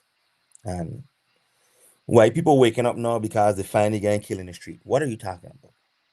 These people fought a whole civil war killing each other. You understand? And I'm gonna be facetious, you know. White people die by the hands of cops more than black people. Black people die at a higher rate, but they die from cops too. So let's stop making this thing like, oh, well, you know, well, they're doing it to black people. No, they're doing it to anyone that do not assimilate to their way of life. That's it. It don't matter what color you is. In this country, if you do not assimilate to their way of life, they have a problem with you. And in my opinion, they're right. Because let me tell you something. When I go to Antigua, if I don't have my papers, nobody in Antigua ain't protesting for me to stay. You know? When I go to Angola, Africa, nobody ain't protest. Oh, don't send Dwayne home. He ain't get his shots. He ain't get his paperwork. No, leave him stay in Angola. They will ship me out of Africa so fast. I've been Mexico. You go Mexico and get catch without your papers in Mexico and see how they deal with you. So stop acting like America is this place apart. They just hate people. They don't. When you go to Mexico, there's Mexicans in Mexico. When you come to America, there's everybody in America. When you go to China, there's Chinese in China. When you come to America, there's everyone in America. Once you assimilate, once you follow the laws and the processes, for the most part, you should be fine. I'm not saying that there's not outliers out there and raw cops and bad apples. That's not what I'm saying. It's never been perfect. It's almost 300 years old. It's made a lot of progress. But this thing ain't about black and white. And then don't never tell me about black and white is of black people like we started after life. If we can't be accountable to ourselves, stop telling me about what other people doing to us. I've never suffered at the hands of a white man in my life. I'm 41 years old. Never ever have I suffered I've suffered at the hands of my own, and my own has suffered at the hands of me. We are doing this to ourselves. So until we could course correct, I don't see you don't point no finger to nobody. I'm never gonna do that. Because I've met people that dislike me the same way in different races for different things, and that's how they feel. That's what their principles are. And they don't like me because of whatever their principles, and I don't like it. The color didn't even matter. It just don't, and I don't. That strays away from the conversation. It is immigration reform. What I want to see happen with immigration is that the process for coming into the country is a little less stringent for certain people, because I don't want it to be less stringent for people from certain places that harbor terrorists, and so then they could come in the country. I don't want it to be less stringent from people what country is drug ridden, so they could come into the country. No. So if my country say, listen, we're gonna make it hard for these people in Colombia to come because Colombia just ain't really aligning with what we're going on, I fine with that. They might turn around and say, let's let these people from Antigua come in because they align with what we get going on. So They have the right to do that. It's their country. Just like every other country have. You don't be over there. You're not mad at England. You ain't mad at China, you know. You can't go to China, you know. But you ain't over here protesting. Go protest Iran. Matter of fact, in North Korea, none of you could go in. Why don't you go and farm a march in the street and tell them in North Korea they ain't dealing with us right? You're not. So you just cherry picking.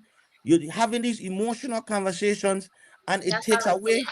Yeah, and it takes away from the intellectual debates where intellectual people can have a conversation and say, "Look, man, Redman, we need to figure out something out. Me for immigration, you for immigration, but we gotta find a way in the middle to immigration reform. It's too hard. They're sending back the children them. I don't like how they housing the children them. I don't like that process. All right, let's figure that out. We have a common battle here. But don't tell me that these people could come in here, cheat the system, and then they're only targeting Hispanics. They're in Minnesota because of Somalians. So how you gonna say they're only targeting Hispanics? What do you mean? When the Venezuelan them come here, they ain't disrupting nothing, and they send a bunch of Venezuela back who are disruptive. Yeah, if you disruptive, you gotta go. So if the Hispanics is disruptive, you gotta go. Black people being disruptive, going to jail. Guess what? If you just sit us in there, you don't get sent home, you know. You're going jail for being disruptive. There's white people in jail for being disruptive. When you go to jail, you're gonna see every color in there. Trust me. If you see your color more than other colors, it's because we have an internal problem with ourselves. We lack accountability and we full of excuses. I've never stood in front of a judge and made an excuse. I get catch red-handed. Judge, whatever you decide, this is the law. I believe in my country. Even when I'm wrong, I believe in it. No, if I feel like they railroad me, guess what? I call my cousin, hey, Shawnee, they railroaded me. We need to get a lawyer. I think they ain't being fair, and we're going to do it the right way.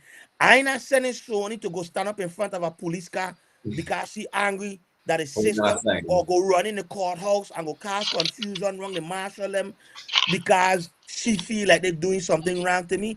We're never going to go about it that way. We're not agitators. We're assimilators. We understand the process of the system, and we're going to utilize it to the best of our ability. And if we feel like it ain't working for us, we're going to go to the polls and we're going to vote and we're going to make noise for the people we want in there to make changes. But you in the Virgin Islands don't understand that because you don't even vote. Only 20% of the people who have the ability to vote voted in the last election. And they get the most 20%. Man, that's what I said. My head going to explode, bro. I can't So do this. what you mean you on the internet arguing about what should and shouldn't be done in America when you don't even hold your own governor, own system, own anything or yourself accountable? So for me, Kyle had exploded now. Mine's been exploded. Lucky I stopped cussing this year. Kyle probably looked like he take over. He cussed more about than me for the year than I ever did. That's true. I hear no bad word from you. I'm telling you, I working on it, man. I working on it, Sony. Good job. Tell her I say thanks. Yeah. But what I want my people to do, really, this is what needs to happen here, guys.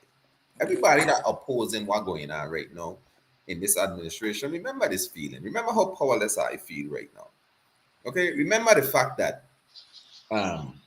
things are happening in the world that you ain't too happy about. And next go, Trump ain't barely winning. He beat Kamala bad. Bad. People voted for this. So if you want to decide that they didn't vote for it, I want I to just be aware of the current climate so you can maneuver through it safely and gracefully, guys.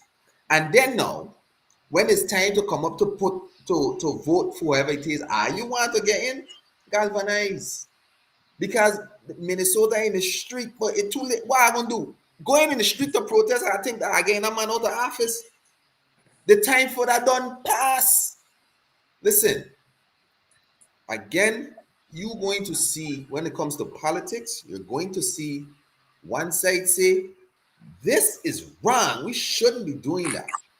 And the other side say, this is right. We should be doing it. And then the table's going to turn and they're going to have the same story. Like, You just got to learn how to navigate through this thing. I did a mentorship one time, right? But before you finish, Kyle, before you go in transition on Sony, look out for the lawyer Yeah, Tika I might see come. her. So You what see I her? gonna do? I gonna swap with her. Okay. Okay. Kyle, go ahead now. I say, man, I when I stopped getting so invested in all of this stuff is when I did a mentorship. Um, one of my mentorship, my business mentorships, and it was held on election night. Okay, and they were that's the first time Trump and Biden went head to head. Yeah, the first time Trump win. The check? Oh no, it won for the first, whatever it was. The 2020. No, Biden had win that time. Trump had lose. Biden win. And the first night of class was election night, and people were like, "Yo, we having class tonight and election night and all this stuff." And what he named hold on, you having Hi, class tonight? Tika. Real quick. Hi. Welcome to the live. So you're on the screen, guys. I'm gonna swap screens with her. Okay. So Okay. you're on the screen. Okay. They were like, we having class tonight, and he was like, yeah, because no matter which one of them white people win, they ain't coming to put food on your table. You got to still come here and figure out how you gonna feed your child. You still got to figure out how you gonna make it in this world. These white people ain't pouring food on our table, and I'll be so invested. When we start to turn that power inwards and start to do what it is we got to do and take care of our responsibilities, things gonna change. I mean, saying don't care about people then. All I telling you is, man, focus on what's important. Not saying that this shit ain't important, but our house on fire, bro. What we It do? is. What we do? Let me introduce Tamika G. Jude, Esquire, an immigration, family, and criminal defense attorney, author, speaker, and advocate, whose work is grounded in compassion, dignity, and empowerment. Now we're bringing her on because we need a voice of reason. You know what I mean? Somebody to kind of like stabilize the conversation. She works with immigrants, so she could give us a little bit more insight, a little bit more fact checks, and give us the human side of it, because we on the internet saying what we saying when she's actually dealing with these folks. Welcome to the live, Tika. Hi, you can hear me? Yes, we Yeah. can hear you well. Okay, because sometimes this thing acts weird. I agree with a lot of what you guys have been saying. I do work Before in you say that, let me immigration. just say that she's also from Dominica as well. You know what I mean? And she went through her process the same way too. So I just wanted to add that in. Right? Go Okay. ahead. Yeah, I agree with a lot of the sentiments. I think that most Americans with a small, I guess, a minority, do agree that we need to get rid of the criminal elements in the country. Right. The issue we're having now is not so much because people have been deported for years, like from the 1970s. This is not Right. something new. Right now, Right. you see a lot of like publicizing what's happening now, but it's always happened. It is not new. People have always been deported from the States. I actually represent someone from Puerto Rico who's been here since the 60s. And Right. I'm bringing that up to explain something that a lot of people don't understand. Now, back in the day, it was very easy to get into the United States. As a matter of fact, most people back then did not come here the right way. A Right. lot of them took boats from Tola, came to Mm-hmm. St. Thomas.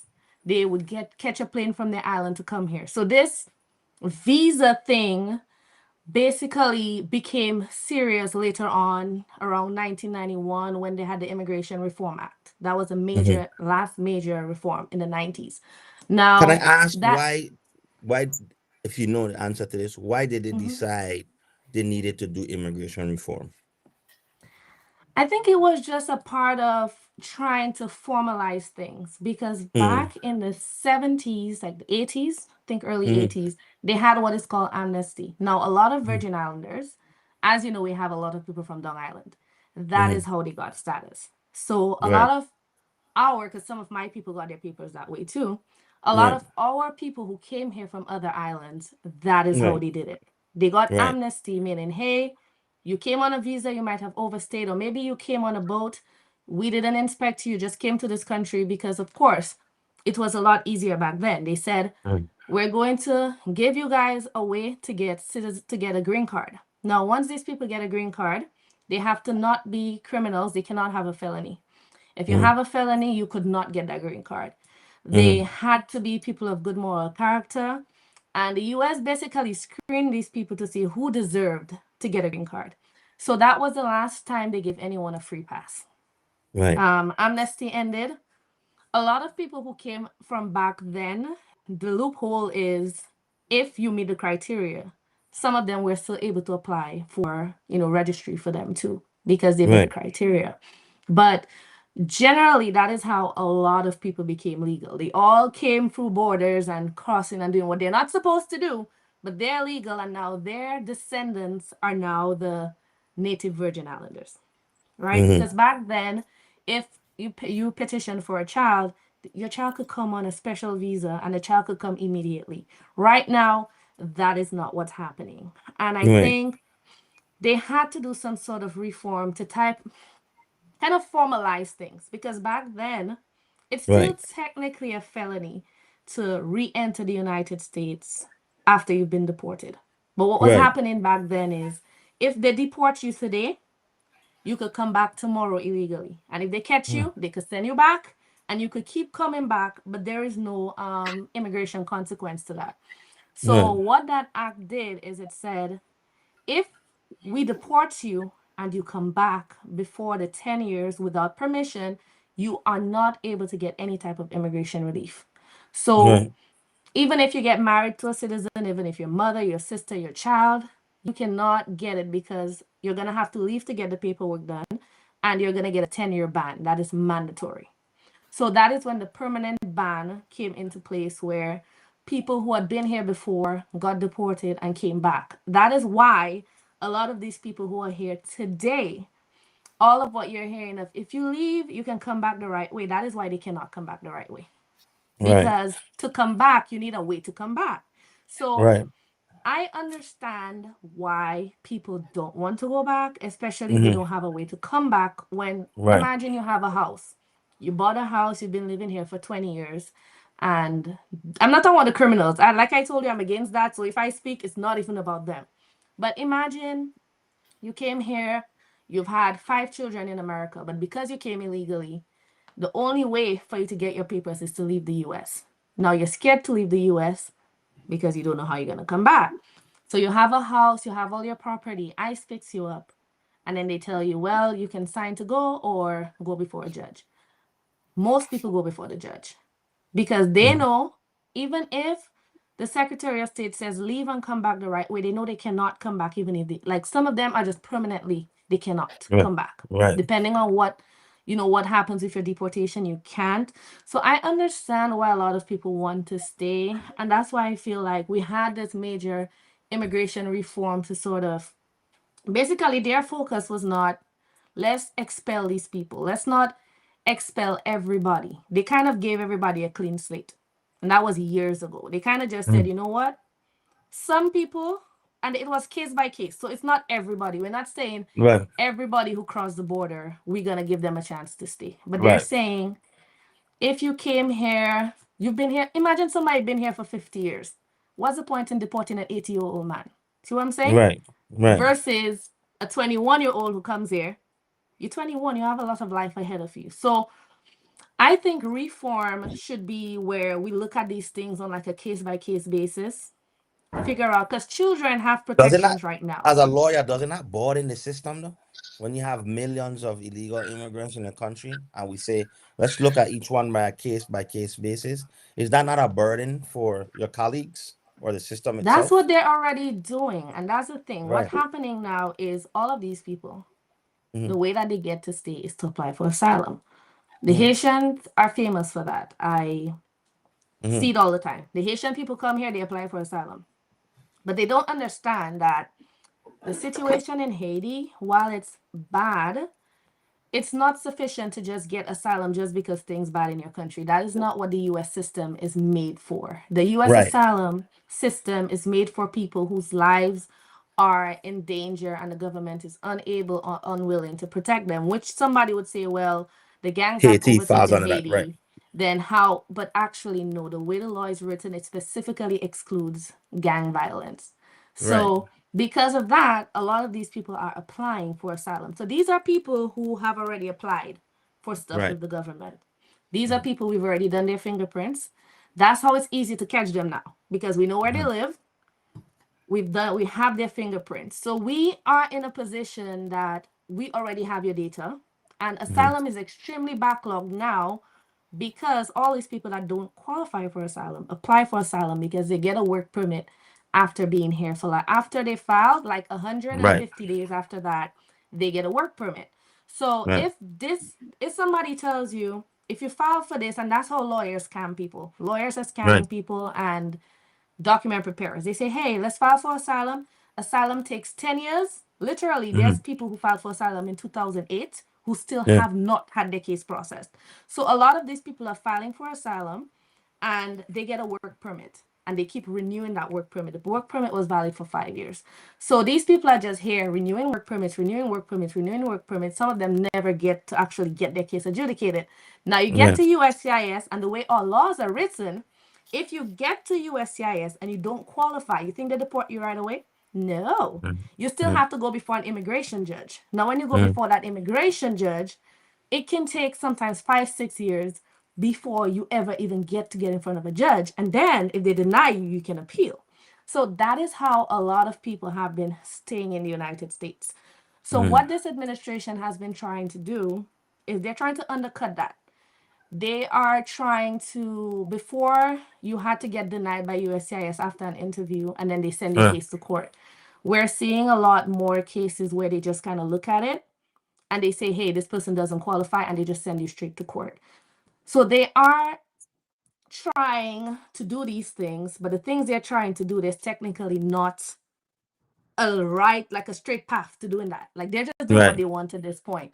But I'm thinking if we have more like immigration reform, we can sort of manage all of that. Like if we know that this, like I don't understand how they say people come to a USCIS office for a green card, but they have all this criminal history. You know why this makes no sense? They check your fingerprints. From the time you check that person's fingerprints when they do biometrics, you know that's a criminal. Why the hell you keep them in the country until you schedule them for an interview to catch them? That makes no sense, right? Because you have their home address, you know where to find them. Some of these people have warrants. Like, why not just use law enforcement instead of making law enforcement come to the field office once you find out that this person is wanted? Like streamline things so that we don't have, like, I feel like we're running in circles, right? I understand why some people like, and the thing is, a lot of the people that are getting caught up in this is almost like collateral damage. I just saw that the little boy, a 5-year-old boy, the judge had to issue like a restraining order to prevent ICE from deporting him. That was the same little boy that they said the father left him behind or whatever. If my father leave me behind, my father don't deserve to be with me. I don't want to get deported with my father because my father clearly doesn't care enough for my well-being, you know, and that's why we have protections for children. The issues with the protections for children is we need numbers. A lot of this is a numbers game. The officers have quotas. So if they tell them you need to deport 500 people this month, they don't care if you're old, young, nothing. Like a number is a number. With regards to the children, I think they should, because children, I think, should be protected regardless. Like, if a child comes to the States and a judge, and that's what happens with the kids, a judge decides that that child was abused, abandoned, or neglected in their country, and a judge says this child needs to have a U.S. guardian because they have nobody to go back to in their country. They apply to USCIS. USCIS says, yes, this person was abused. They are entitled to protection. I don't understand why ICE is still picking up those kids. Because there's something called deferred action that they are granted by a judge, that they are granted by USCIS. I don't think it's right for them to pick them up, and they know that you cannot hold them indefinitely. There's like a certain period of time you can hold people. So what they do is a child is going to get afraid, and the child is going to say, okay, I'm going to go back, but go back to where? Go back to who? Like, you're sending back these kids to dangerous situations. My sympathy for the situation is more for the kids than anything else, to be honest, because I feel like they're vulnerable, and I mean, the same way a child cannot legally make decisions for themselves, I don't see Right. why a child should be standing in immigration proceedings by themselves. And another Agree. thing, we're not entitled to attorneys in immigration proceedings. Right. You're entitled in the criminal justice system, yes. But in the immigration court, they're not going to give you a lawyer if you can't afford one. They will give you a Right. chance to find a lawyer, but imagine you're a child, you barely know anyone, you have a US sponsor. You think the US sponsor wants to pay $25,000 for somebody child to get, you know what I mean? And then they Right. cannot, even if they adopt those children, they still can't give those children legal papers. So it's a lot of complications with how the system works, and that's why I think the reform is necessary. Because if It you're is. telling me the child is now in my care, like if you find like a little boy, somebody says, hey, we have this little boy from Guatemala, he has no parents, can you be his sponsor? You say yes. You can imagine having that I'm child in your saying home, no, but I raising understand. them, and then they try to deport the child, and then you're Yeah. here powerless because there's no way in the immigration system for you to actually help that child to get legal. So that's my issue with the whole whatever is going on now, the children. So and I have a couple, and I agree with you, right? Like I want immigration reform, especially as it pertains to the children. But when I look at the grand scheme of things, Tika, it's this. Where do we draw the line? Right? Because I don't say these people, right? Because some people are going to continue to there's no accountability on the immigrants' part. You're just gonna keep coming here, leaving your children here, and getting deported. Like we have to send a message like you can't do that. No, you're children them caught up in the system and you don't like it. That's your fault. You did that. Like if you come here 15 years ago, you had 15, 20 years to get your paperwork right. Well, I just And you explained to you it's not that simple. That's the problem. That's why there's people here for 60 years, because some people, there's no way for them to get papers unless they get married to somebody for papers, which is illegal, okay, but so or let me ask you a question. they When you can't say get that legal. there's nowhere for them to get papers, why is there Mhm. no way for them to get papers? Give me an example. Okay, so for example, if you come here, on a boat, right? You come to Mm-hmm. America, you have girlfriends or whatever, but nobody want to marry you because you don't have no papers. Boom. You never have kids, nothing. You're just working under the table. You can be here for 60 years. You don't have nobody to file the paperwork for you. You don't have a child, you don't have a wife. No, a lot of people, when they go and they try to marry someone to try to get legal, because you came illegally, the only way for you to get paperwork, you have to leave the country. You may get stuck out of the country for 10 years and there's no guarantee you can come back. So that is But you why for but you but some you came people, illegally though. they have no way of getting Yeah, paperwork. That's why even but if they then could be here 15 years, they can't. yeah, but So Tika, that's I why they're don't here feel that sorry long. for them people. I No, I don't ain't feel feeling sorry sorry for for them. them. I just No, I telling ain't saying you, that you some of them did. can't. Yeah, I don't feel that's why I'm saying like I ain't feeling sorry for a person that came here knowingly they came here illegally, knowing what the consequences is, and then and because you've been here 15 years, I should feel sorry for you. Well, I don't think you should feel sorry for people who've been here 15 years. I feel like, and that's another thing. Like, The I children is understand, with me and you, we right yes, there with it. They don't the they're children. children. They don't have And nobody to some of them defend come them. without They can't parents. work jobs, and they come with their parents, and the No, parents and without. without Like, even if they most come of with the their kids, they parents, don't. it ain't their fault. Yeah. Somebody stick them on a boat. Hey, look, when you're rich on your own, you come with your parents know what's going on, they risk their situation with you. No, you're stuck here by yourself. Like, I feel sorry for them, for the kids, but at the same time, a message needs to be sent outside of the country. Stop doing that. Well, You're I mean, straining our country. We mhm, have to now pick up this burden of yours.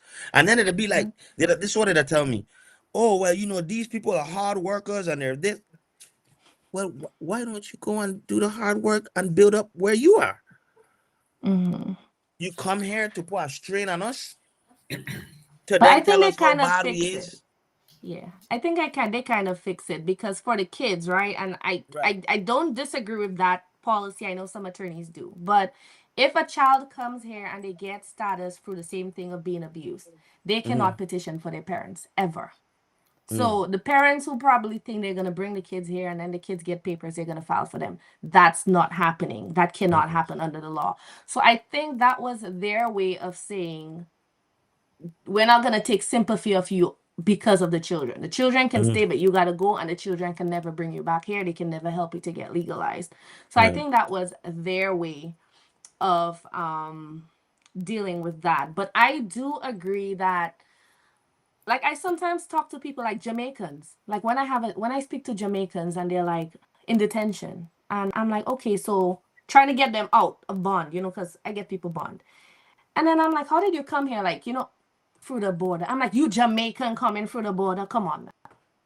Why are you coming through the border? You Jamaican. You can take a plane. Like, why would you take a plane to Panama, to here, to get to Mexico to come to the States when you've never even applied to the embassy for a visa? That is what I have an issue with. Because a lot of people don't come here because their lives are in danger. They come for a better life because the currency is higher in the United States.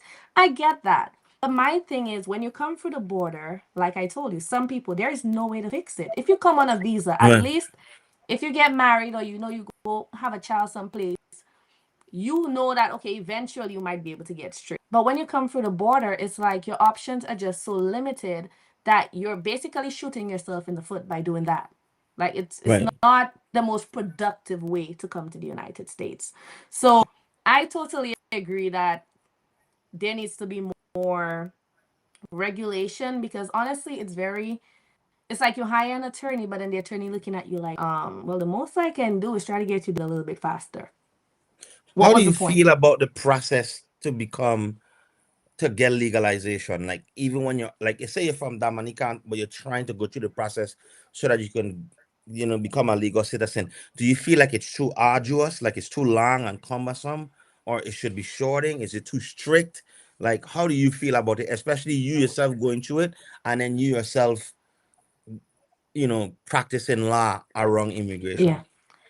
I think it can be long. It depends, right? So, for example, if you file for a child under 21, that petition can take, like, if the child is out of the country, like 1 to 2 years, right?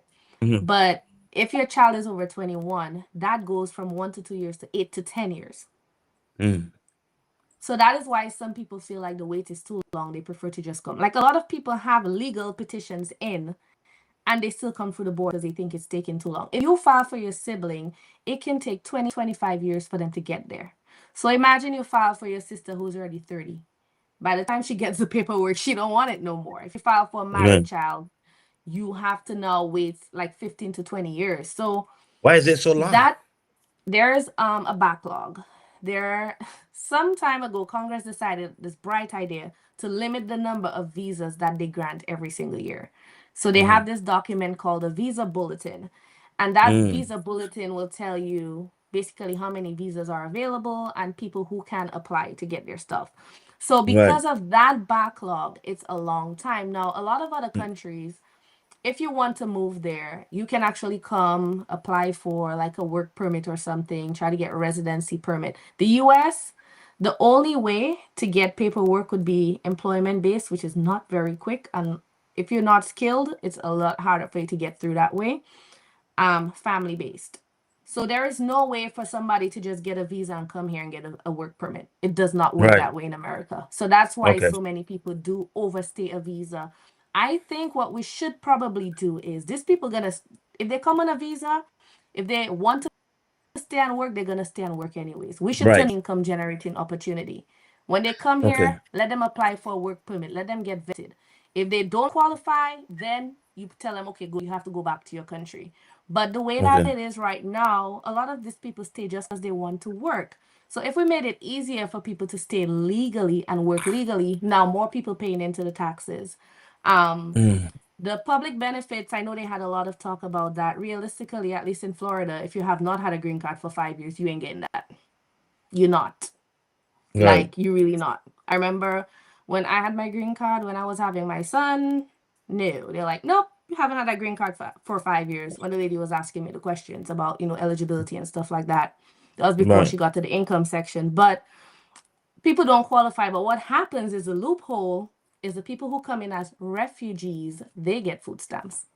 So the people who actually have a green card, who are That do it the legally in right the way. country, Yeah. are not able to get public benefits But if it's a refugee, because, but if you're a refugee, like the people who came on the Cuba, Haitian, Nicaragua program thingy, these right, people come and all of them got food stamps. And I'm just like, in order to come here, you guys had to prove that you had a US sponsor who was willing to pay for you, right? To right. pay for you to come here.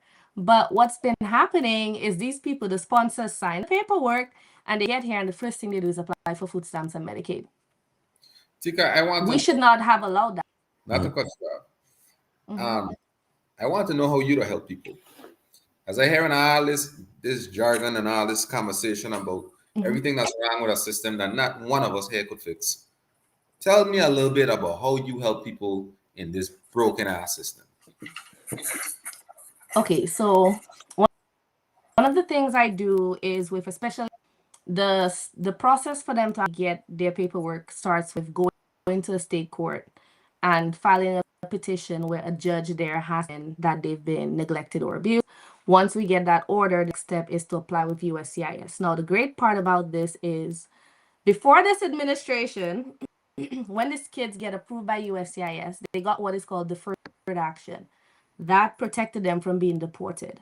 While they have deferred action, they're eligible for a work permit. So when these children turn 18, while they wait for their green cards, they're able to work, pay taxes, and basically do everything that they're supposed to do. If they commit any crimes or anything, of course, that is taken away.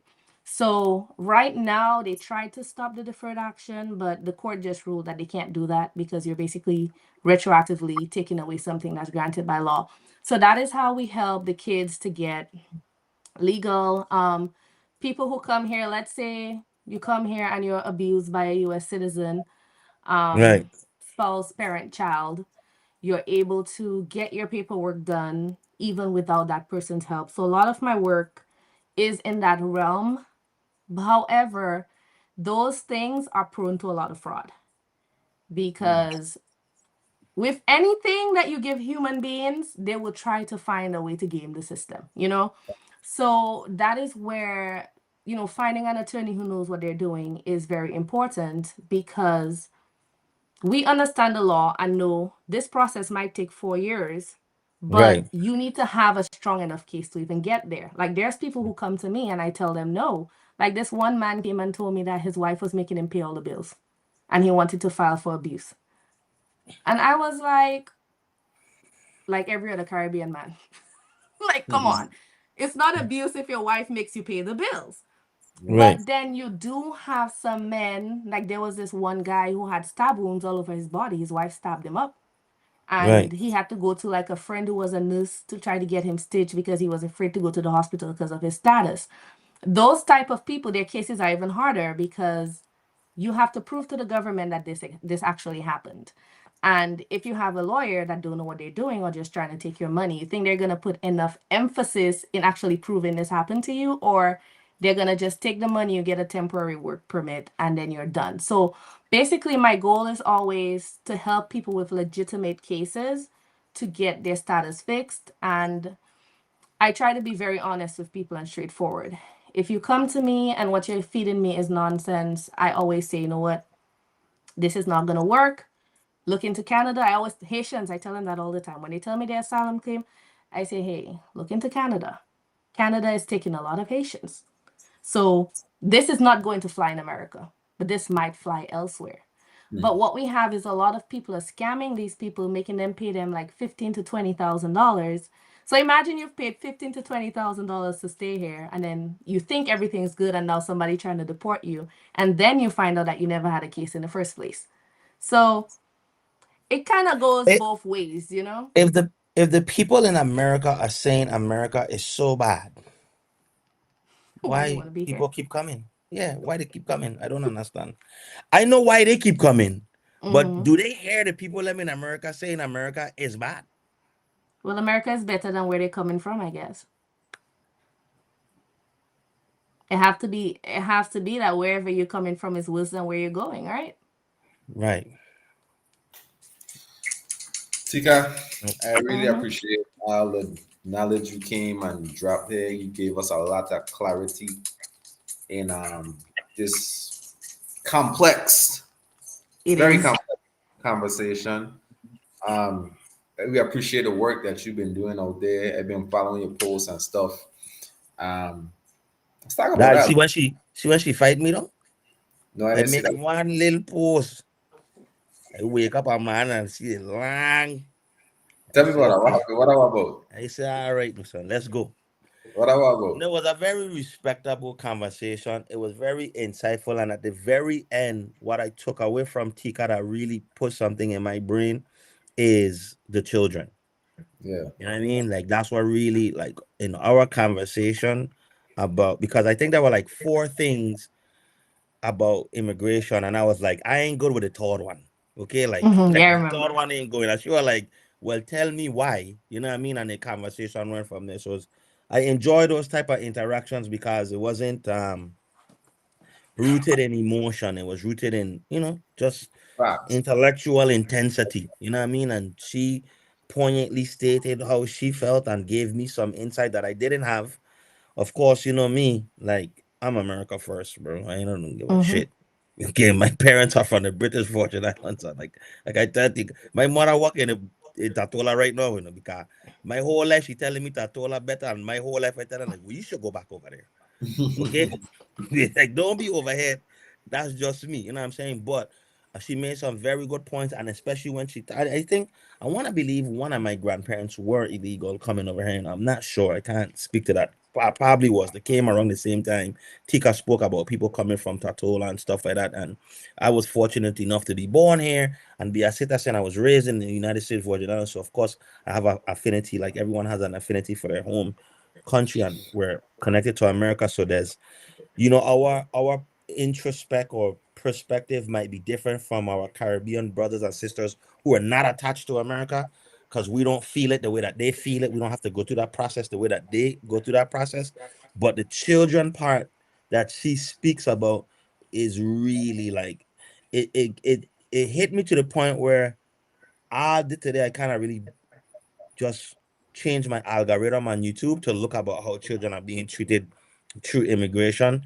So then I could then think about how I want to attack that problem or champion that problem, or you know what I mean? Because that's what can a child do when you Yeah, think about it? 6, 7, 13, 15 years old, you following your mother, you doing what your mother say.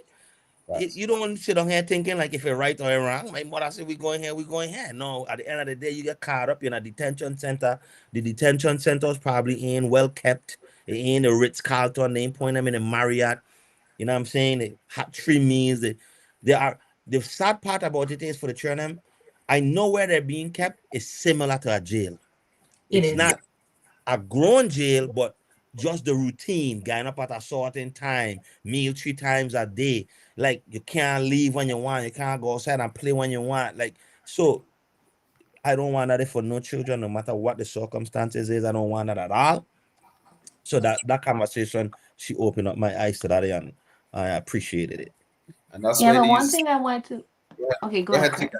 Oh, you Yeah, I was go. saying one thing I wanted to point out was a specific situation. There is a young girl from Venezuela who was abused in her country. She was assaulted, sexually assaulted by someone.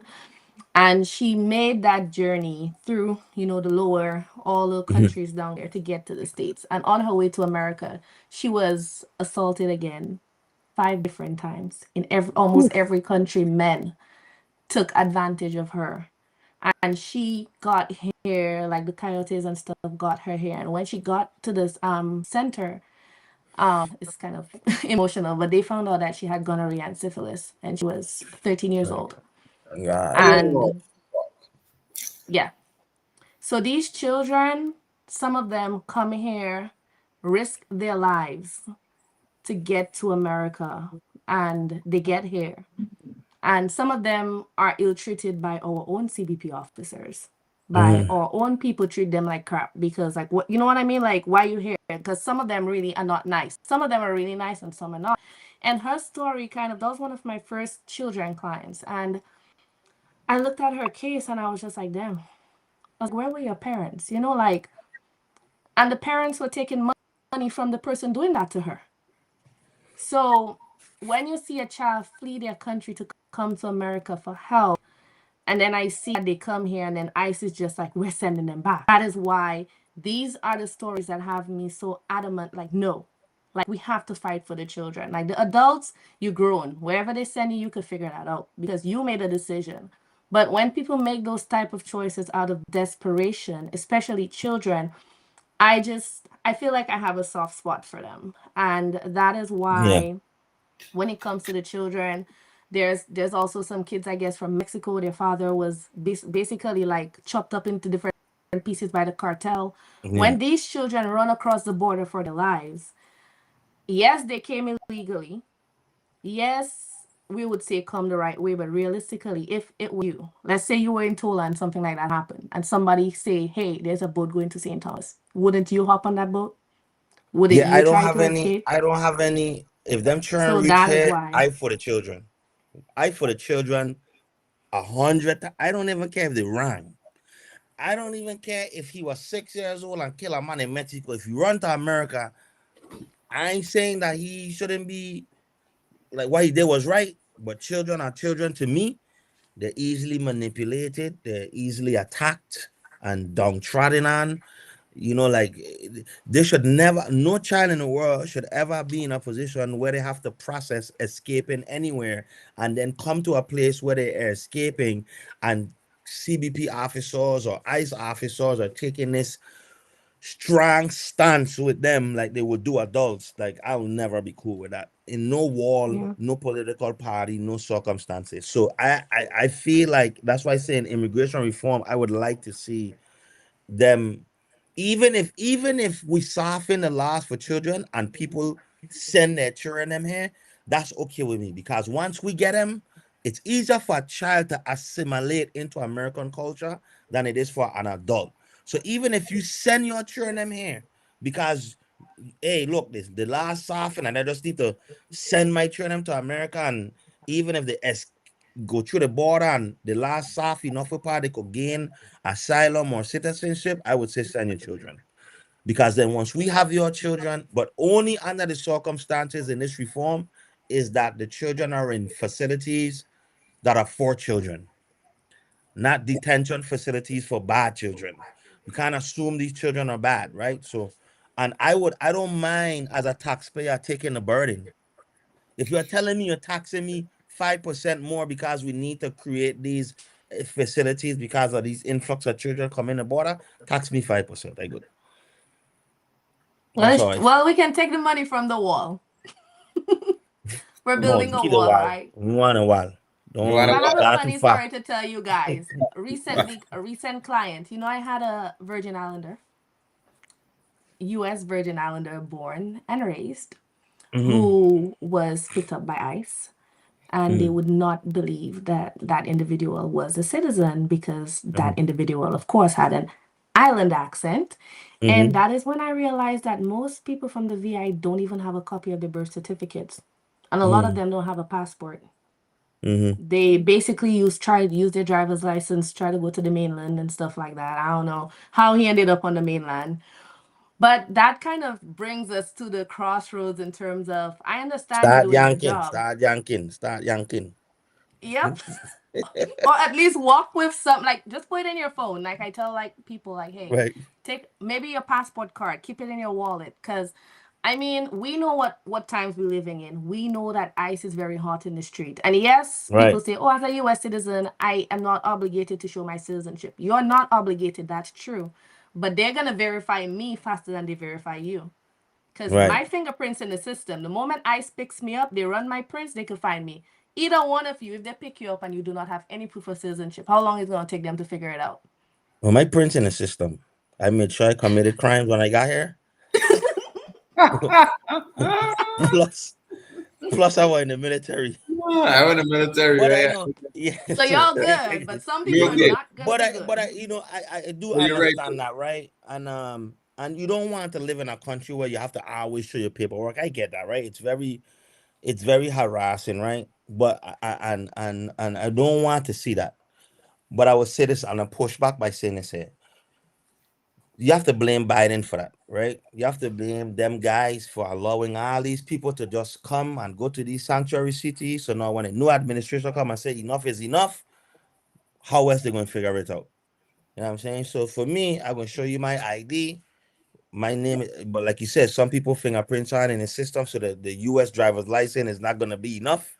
But Remember, yeah, I think people, DHS is also different from the criminal stuff. For them to find you from your prints from your record, that has to go for FBI.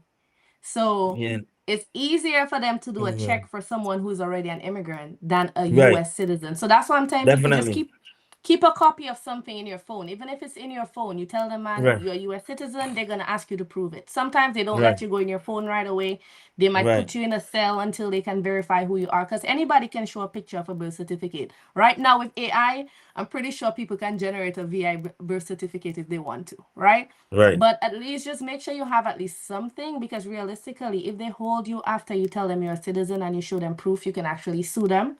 So that is something a lot of Americans don't know. right, But it just, to me, I just feel like people, we already know we have an accent. We know that if they are arresting somebody and we in the area, they might want to know who we are. And that's kind of how they do it. They don't come looking for citizens, but if they're in Walmart parking lot stopping everybody and you don't have nothing on you because you figure you don't need to, then it's going to take them longer to verify you. That's just an inconvenience that you don't need. So that's why right. I've just been telling people, just walk with something. I personally need to go find my US passport. You know, have the U.S. passport cards now. That's I like have the IDs. card, but I think the last time I was St. Thomas, it always freaked me out. Last time I was coming, I think they had my global entry card and the passport card, and I think they didn't give me back the passport card. So They I take the got actually, passport card from you. it was a mistake. I don't think he took Oh, it deliberately. Cause okay. he gave me back the global, because my global entry card I reported one stolen, but then I found it in my passport and they had already Right, sent me a new one. So they were confused as to why I was presenting something that was reported lost or stolen. So they had me right. there for a while trying to figure that out. So I Okay, think that's how my passport card ended up staying with them. But okay. realistically, I think it's gonna take a while for things to kind of normalize in terms of Right. for life to get back to normal. But it will. I think once they think they have this issue under control, I believe it will slow down. Um, but one But thing these that I people in guess the they don't, streets slowing us up in Utica. but In I a don't way. know, like even with Biden, the people who came in, and that's another misconception. It wasn't just the gate open and everybody run in, right?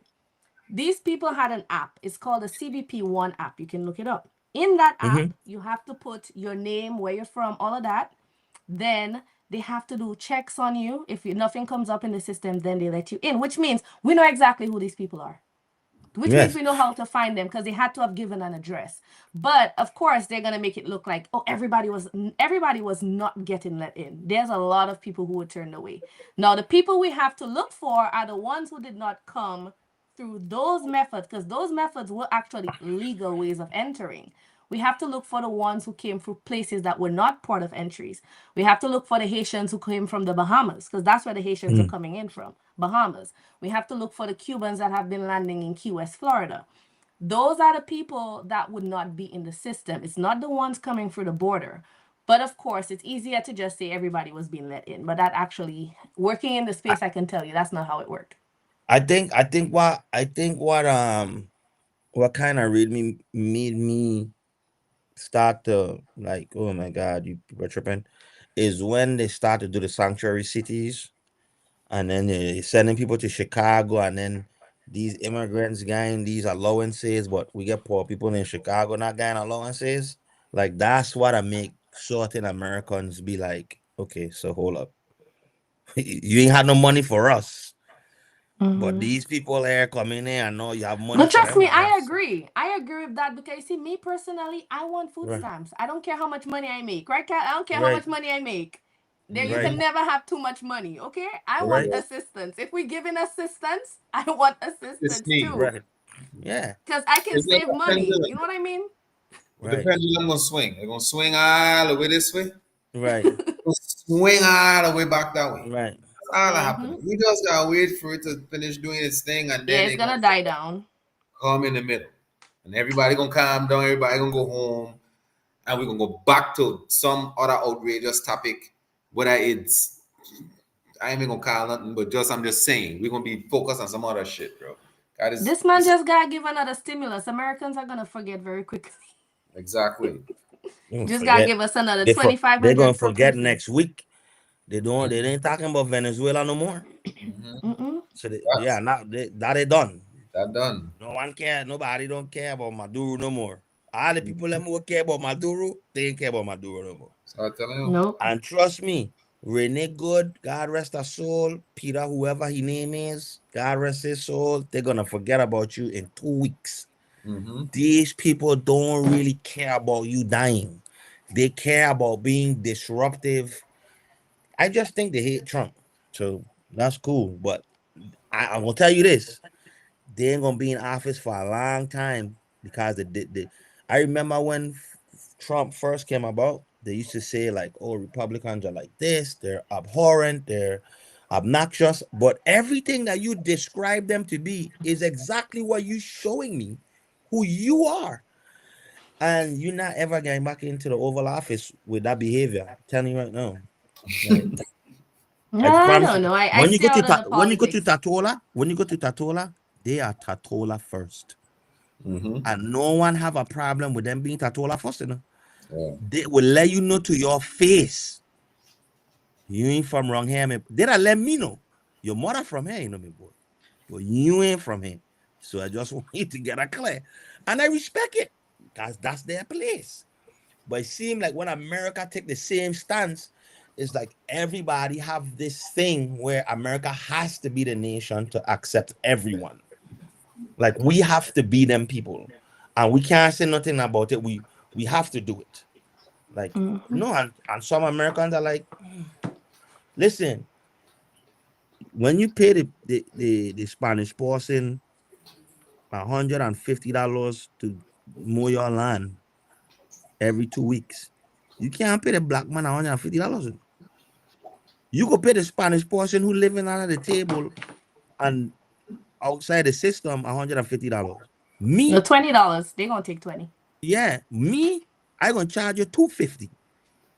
And what I'm saying to people is, if you let these people in, we should, you know, if need be necessary. I'm talking about just the illegal one. And they're walking under the table and they're driving prices down. That doesn't bode well for anyone. It doesn't. It becomes an economical problem. No black people out here with their hands in their pocket can't even do the job the other people them gonna do. Anybody can't do the job. You can't get Miguel over here doing it for $20. Why I pay you for? I gotta pay Miguel.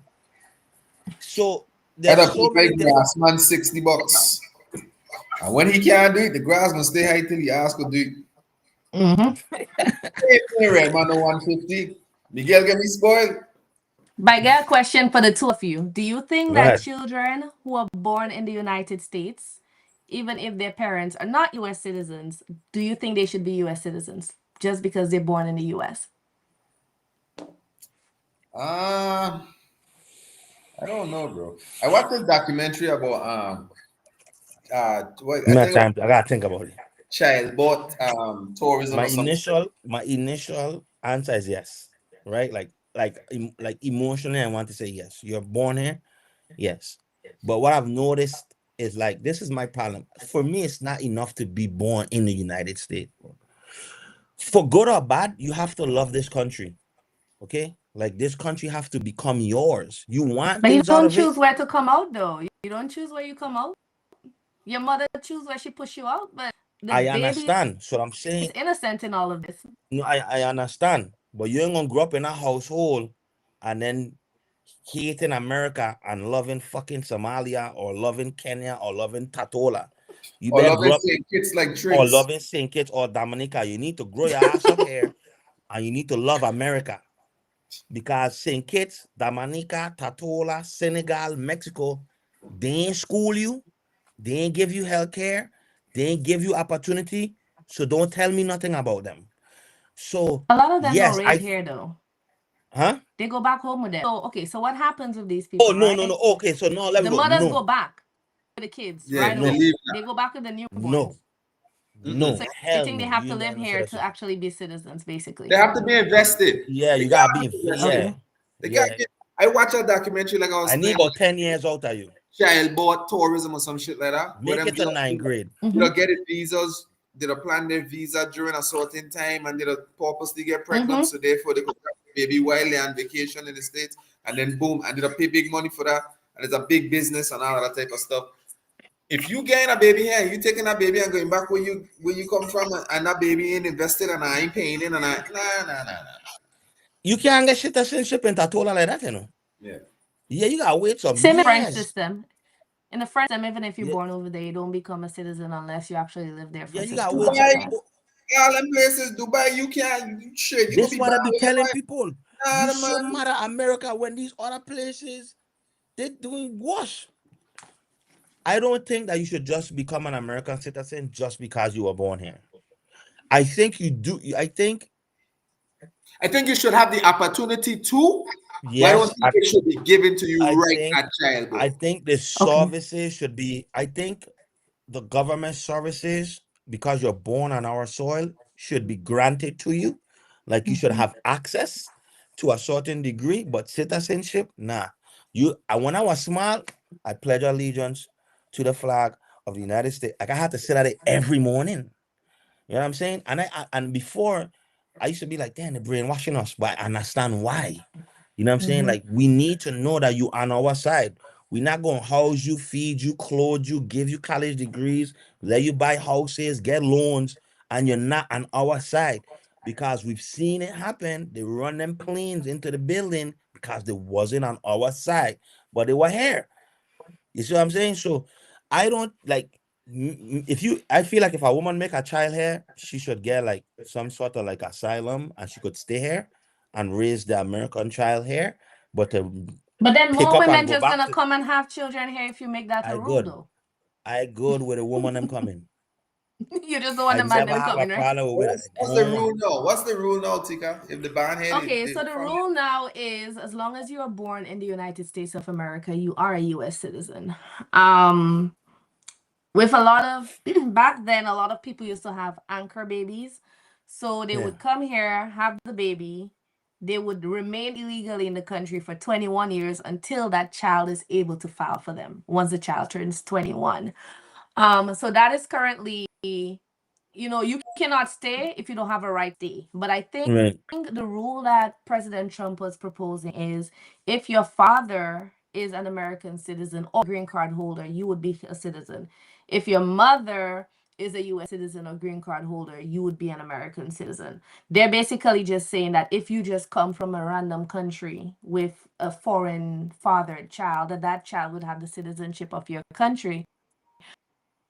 But in Bahamas, I don't know what to think about the way they do it in the Bahamas. So if you're born in the Bahamas, you're not necessarily 100%. When you get to I think a certain Right. age, you have to actually go and confirm. Like there's a process. So that's why a lot of the Haitian people who are born in the Bahamas, they are not Bahamians. And I did not know that until I started practicing immigration, and I had a lot of these Haitians with Bahamas stuff. Okay, so where's your Bahamas passport? They're like, oh no, I can't get it yet. I have to a certain age. That's when I get it. And I just never did that process. And I'm like, wait, it's a process. So a lot of people are born there, but they have Haitian passports, and the Haitian passport says place of birth Bahamas because Bahamas does not give them. They have to actually live there for a certain amount of time, and they have to go through a process of applying for that. I know in the French system it's similar to that, where you have to go to school over there, and your parents one has to be French and all of that extra stuff to get paperwork. So there are countries in the world where it is like that. But the reason a lot of people are against it is because a lot of Caribbean people have been coming here having the babies. Right. So that is what, and then these kids eventually do come back and move to America. I haven't heard of any Long Island terrorists. I just don't feel like we built Right. that way. I feel like we kind of we don't really move in those lanes.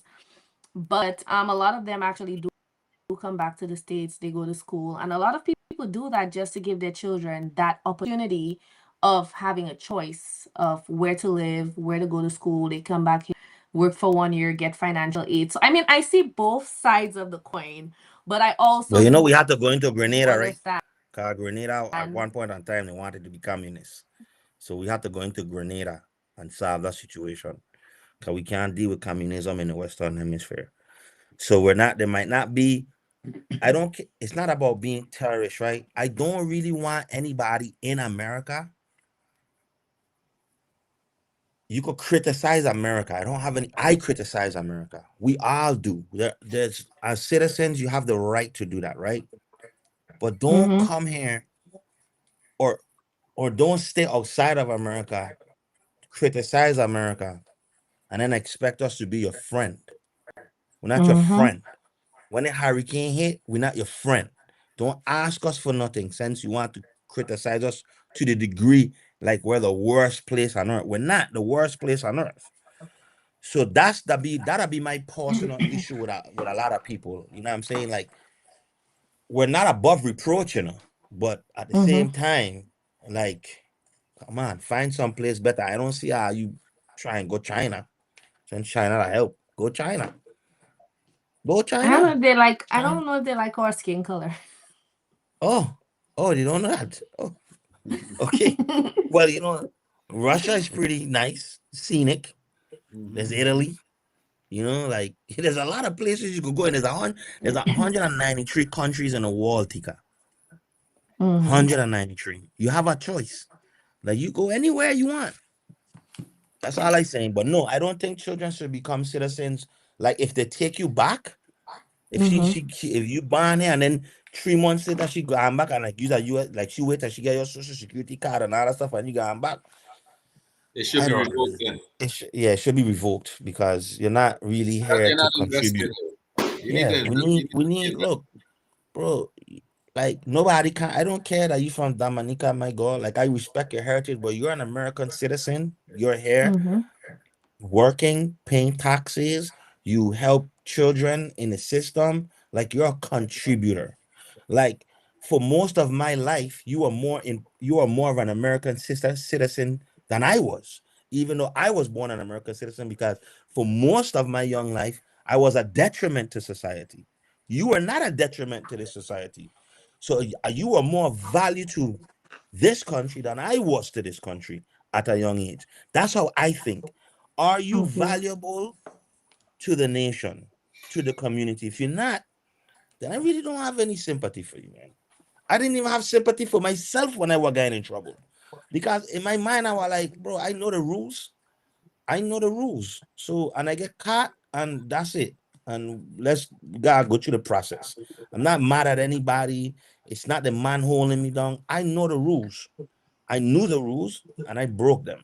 So I really don't have sympathy for people who break the rules, because I didn't even have it for myself.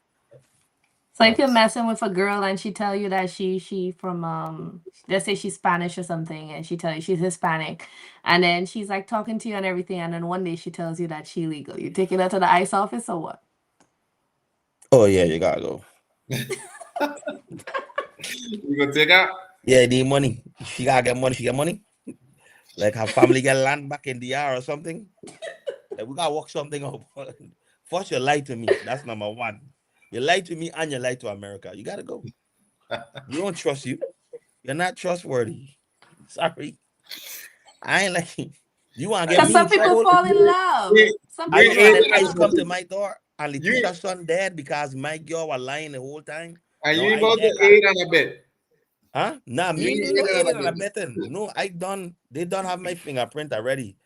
Miss, I not going to jail for you. No. You're not gonna go to jail.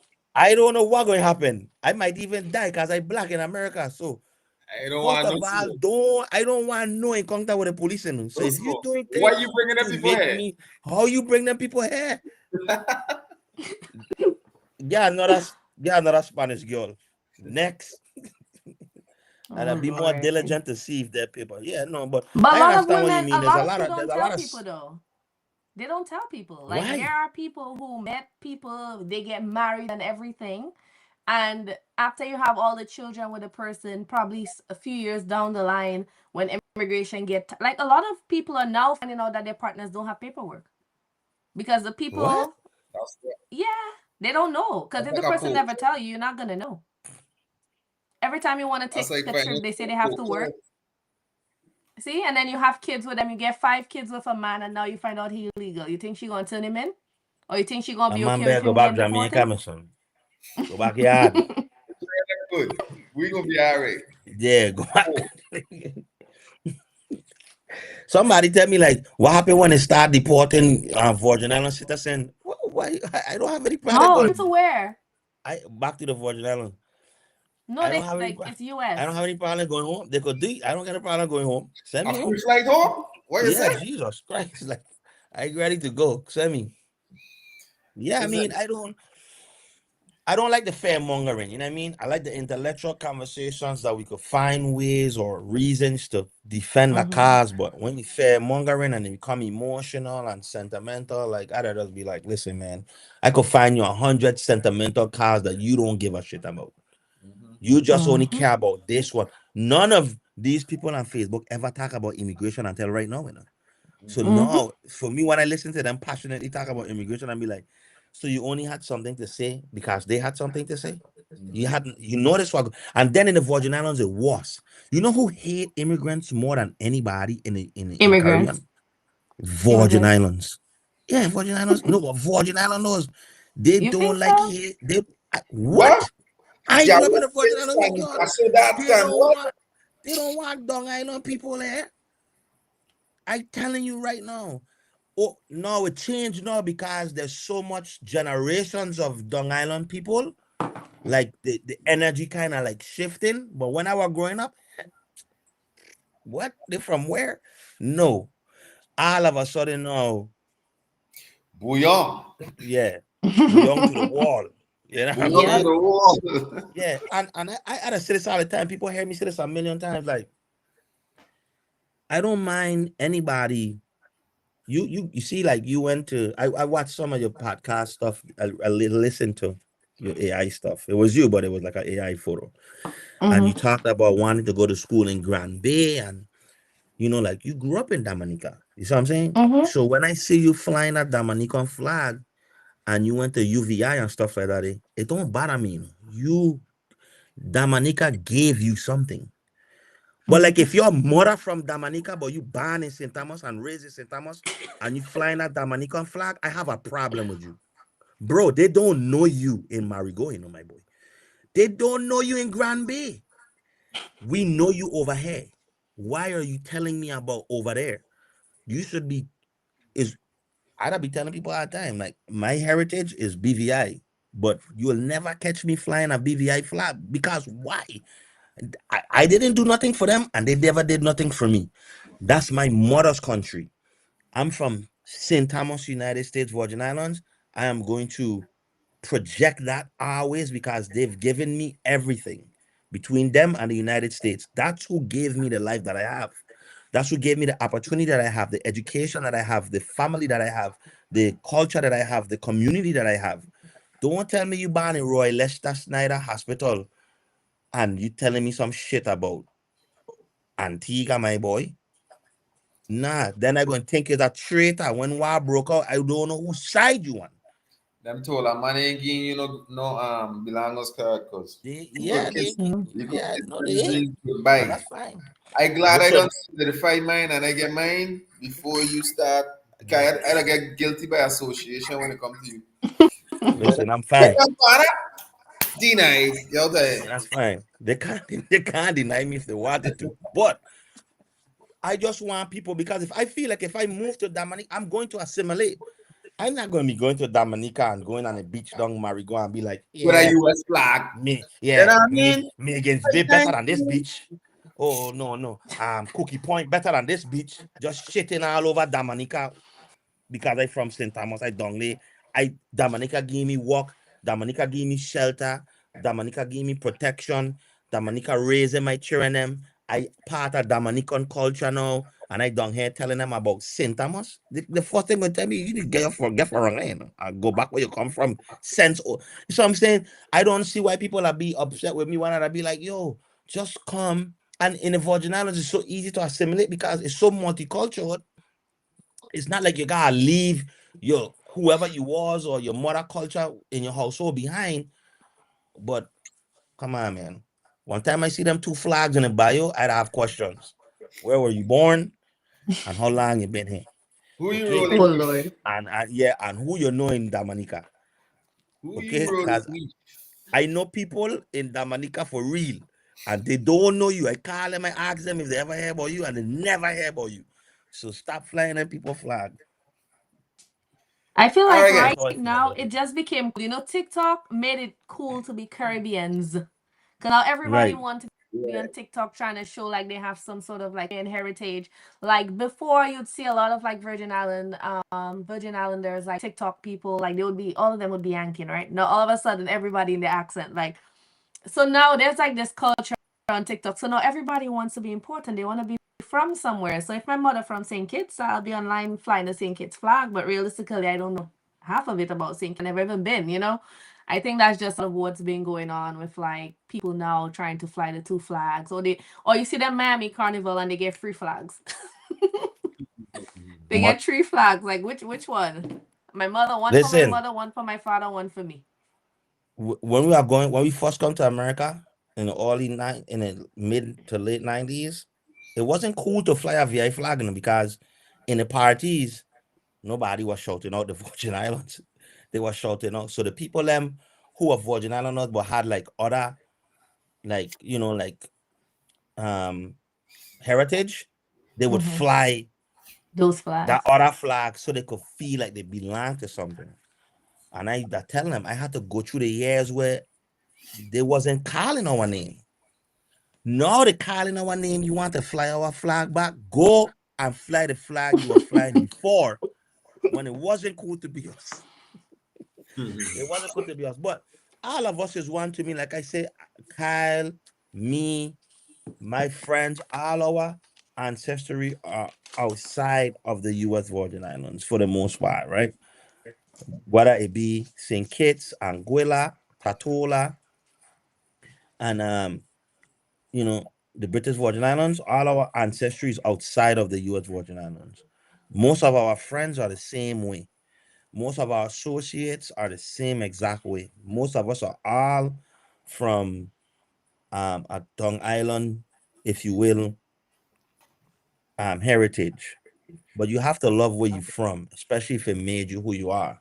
You know what I mean? Like I expect that when you become who you are, that you're going to go back to Grand Bay, Marigot, and these places, and you're going to. I saw some of your flyers about making it possible for people don't have to leave Dominica and make Dominica great, so people don't have to leave because you really don't want people to leave, and you want people to stay and build up the country.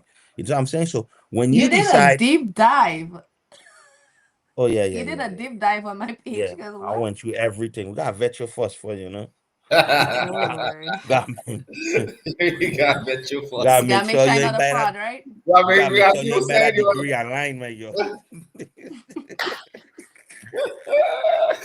W that buy a degree that Hey, because the university she went to, never heard of it before. So I had to click on it. we check it accurate. Yeah, I We had to got check it. I like, accreditation records, everything. yeah, I had to know. The university is like a small university. You know what's so make it funny?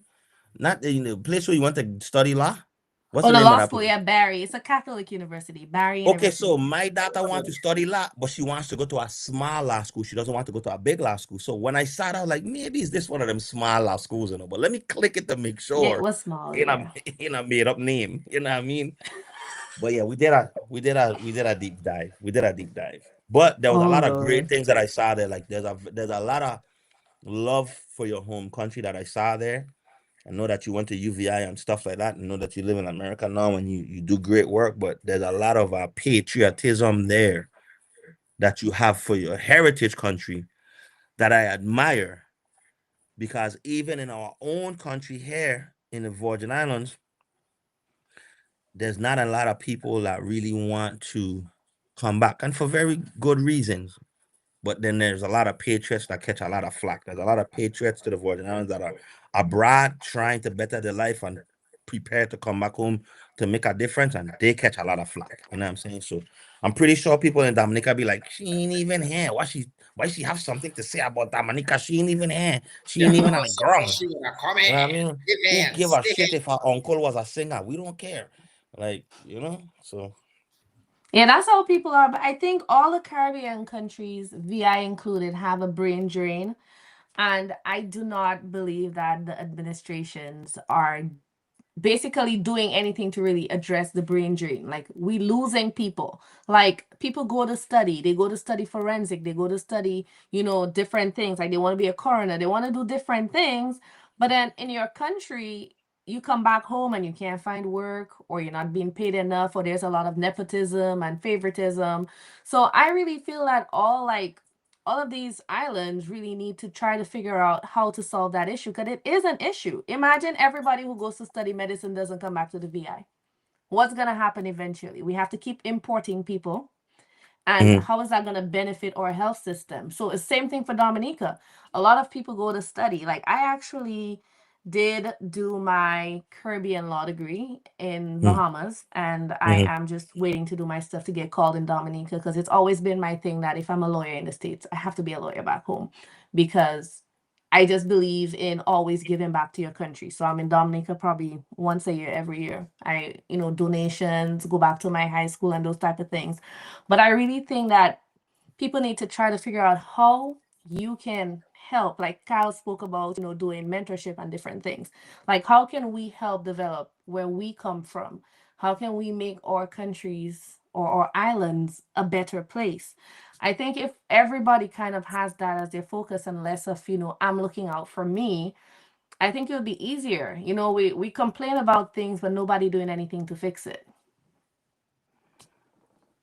I guess what we learn here on the live is that every Caribbean island going through the same thing, Kai. Like, what? Same shit. Jeez, man. So then it's just us as a people. Then. Us as a people. It's us as a people, and our mentality as a people, as a group of people that were shipped here by boats. It must be us, because if all of us have the same similar culture, right? But we have different nuances to these Caribbean culture. But it seems like we all have a problem with government. We all have a problem with people who leave to better themselves and come home, can't get enough pay or don't get a chance, or nepotism. We all go through. So is it a color thing, or is that just a human thing? I think it's a scarcity thing.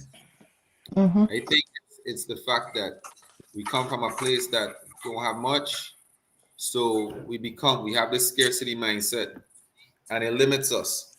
It limits us because we don't think we deserve more. It starts in your mind, everything is your brain. This mindset.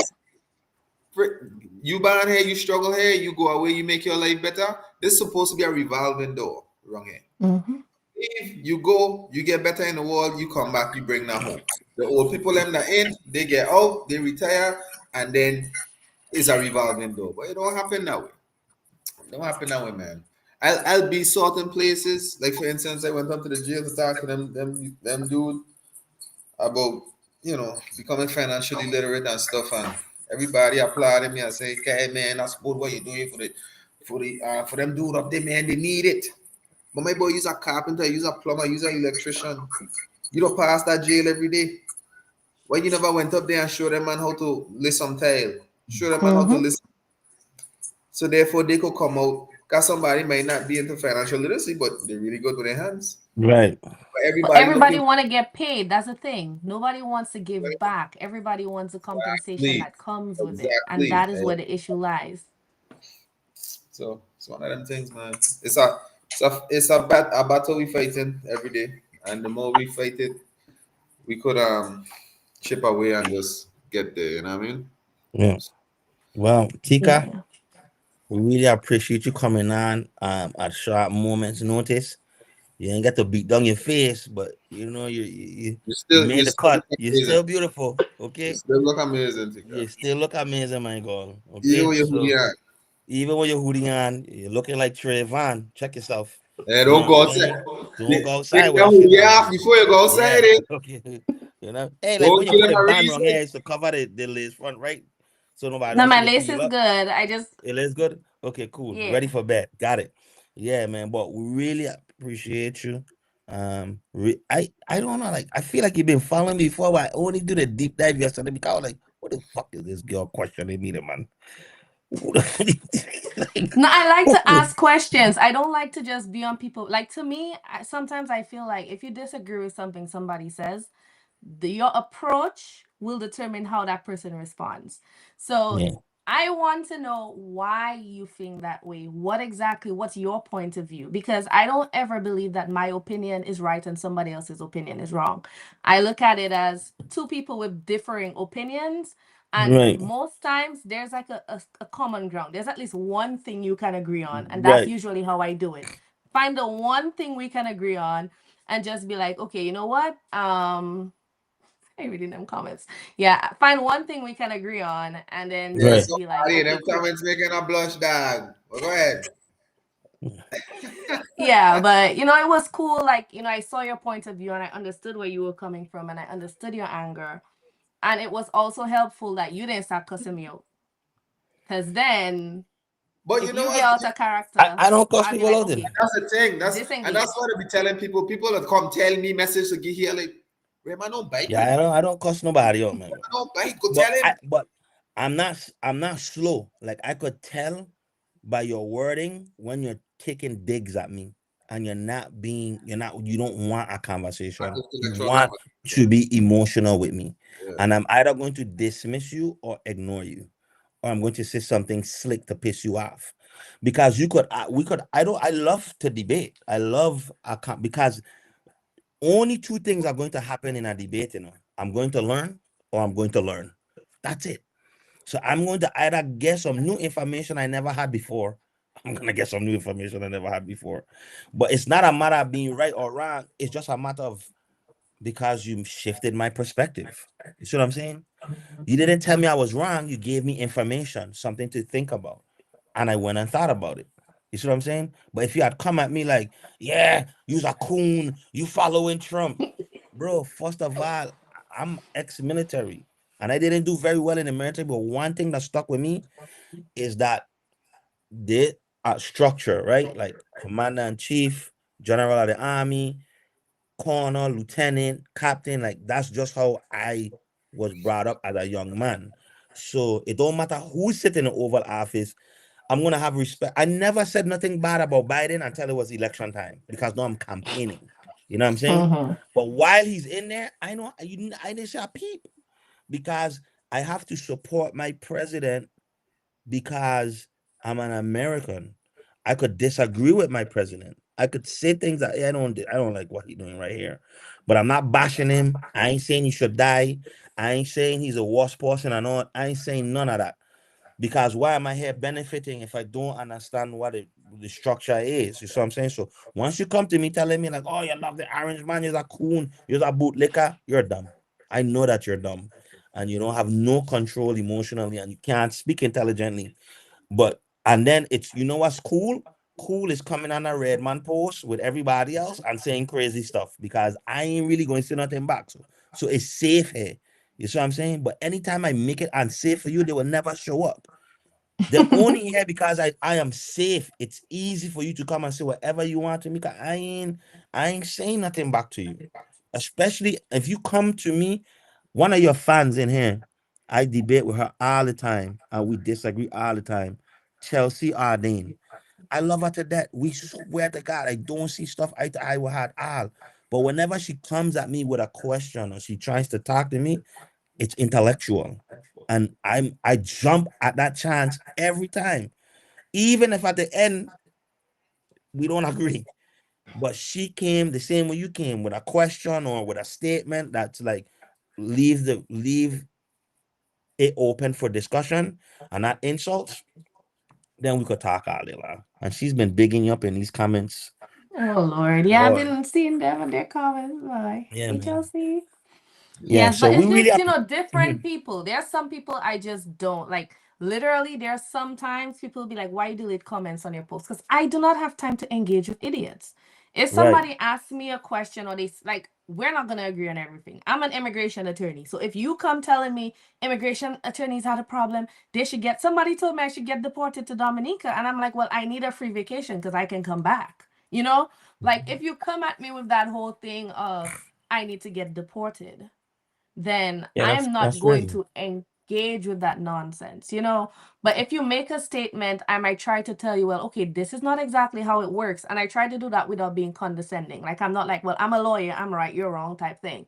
And that is why you and I were able to have that conversation. Because when you sent me the video, I did look at the video and I did come back and say, okay, yes, I saw it. And I also agree that criminals need to go. I don't think I could ever sit here and say no, because why would I want an unsafe America? When you're a parent, your perspective on things change. As much as I love immigrants and I understand everybody's situation, what world am I creating for my son? What am Right. I supporting? Like a lot of the people, I'm not saying we're supposed to support anything that we think like the guy, I can't say the guy deserved to die. I can't say Right. the lady. Like those type of statements I will not make, and anybody who makes those statements outside eye them, because it's like, what do you mean the person? So Nobody so this is what I deserves was to saying. die. I could see why Renee would get shot, you know. Like I could clearly see it. Like, come on, miss, you're blocking traffic. They come out and tell you get out your car. Your little auntie girlfriend tell you to speed off. You speed off. Whether you glance him, didn't glance him. At that point in his training, if he perceive a threat, he's going to act on it. And anybody could justify, any good lawyer could justify that, right? I The think you one on the say there was some ground body cam footage, but I didn't see it. Did you see it? of him getting hit. There was like they said there was like a video from his perspective, but then there was so many videos because the ones I He saw he get didn't hit. show No, that she hit him at all. But no, I heard he get there's hit, another right? video. He get hit. No, I can't tell you the degree of the hit or if it was like super hard. I Well, they wasn't say there. he got internal bleeding and he has a GoFundMe, so Right. So I don't that could be know. a lie too. I don't know, right? But all I'm saying is you put yourself in that position by speeding off. I don't care what you do. If they tell you to stop, stop the car. If they tell you to come out of the car. That's it. Why are you escalating things with people with guns? No, the one with the guy who died on the side of the road protecting the girl, I wish he was never there, but I don't think that he should have been shot. No, I'm not there to see if he was reaching. The footage is grainy, but I didn't think he No, should but have been somebody shot. took it before. He was like, they had like a slowed version on the news, and they were showing that there was an officer. I think honestly, the officer saw the gun. He took the gun. Apparently, there's a video that shows that that officer accidentally discharged. That is why they were checking the body, saying, "Where's the gun? Where's the gun?" So I Oh, don't know if they thought that he was the one who had shot, and then they shot him thinking they were in danger, but it was an accidental discharge. Basically, that's the last thing I saw on okay. that. So that's I unfortunate. I didn't think he Mhm. needed to die. I think if you have 5 officers on top of you, come on, guys. You can't wrestle this gun away That from was this enough. guy. I feel like that was enough. He could Yeah, have just like arrested so. him. But see, no, I could tell you that. Even though I support ICE, I can objectively tell you that this, I didn't think he should have been there, but he was there nevertheless, and he shouldn't have died. My problem is with the other side. They don't care. They have no objections. They don't have no rationality of anything. So I don't debate with them. I don't argue with them. It's all emotional for them. It's not emotional for me. I didn't think, matter of fact, I personally think you should have been to work, big guy. Go to work. Why are you here on the side of the road? And then here's the thing: you're defending the woman. What woman? That's what I tell my younger homies all the time. Don't see a woman out there making trouble and then she getting beat up for making trouble, and then you telling me that you're going to her rescue because she was making trouble and now you dead. That don't make no Mhm. sense. That woman don't need no protection. She causing problems. Why are you running to her defense to die over it? Like, which one of you would send your son to go defend somebody who's agitating somebody else? No, because now she got a shitty end of the stick. She got a mace in her face. She over there banging on windows. What, miss? Where's your children? Why are you banging on police people windows? Go home. No, somebody there for not. So no, so like for so I think he shouldn't have been there. But I don't think that they should have killed him. I don't think 4 officers are wrong him. You're on the ground already. Come on. Somebody far along on him, press him down to the ground, subdue him. Killing But I him. don't know. I look at the videos and I noticed that these, like the last two incidents, at least we've seen, it's never the people being arrested that basically escalate the situations. It's the bystanders escalating the situations. Because I mean, if you're getting arrested, you're getting arrested, right? The most I seen is the other day, one of the Facebook groups I'm in for my community, they said that ICE pulled up on some Hispanic people by 7-Eleven and they ran into the bushes and it had helicopters and everything. Personally, I am not running through bushes to look for no immigrants. I feel like those ought to just been like they gone and I done. You know what I mean? But I felt that if the officers were so wanting to be aggressive, they would have shot at them or something like that. But it's never really the officers shooting at the immigrants based on what's been happening. It's more people trying to riot and people trying to get, I guess, in between ICE and the people who've already accepted their fate. Like sometimes you'll see them resisting, they don't want to put their hand behind their back. But I've never seen any of the immigrants being aggressive or, stuff towards ICE themselves. I think that I understand people want to champion, not really champion. I know people want to like defend immigrants, right?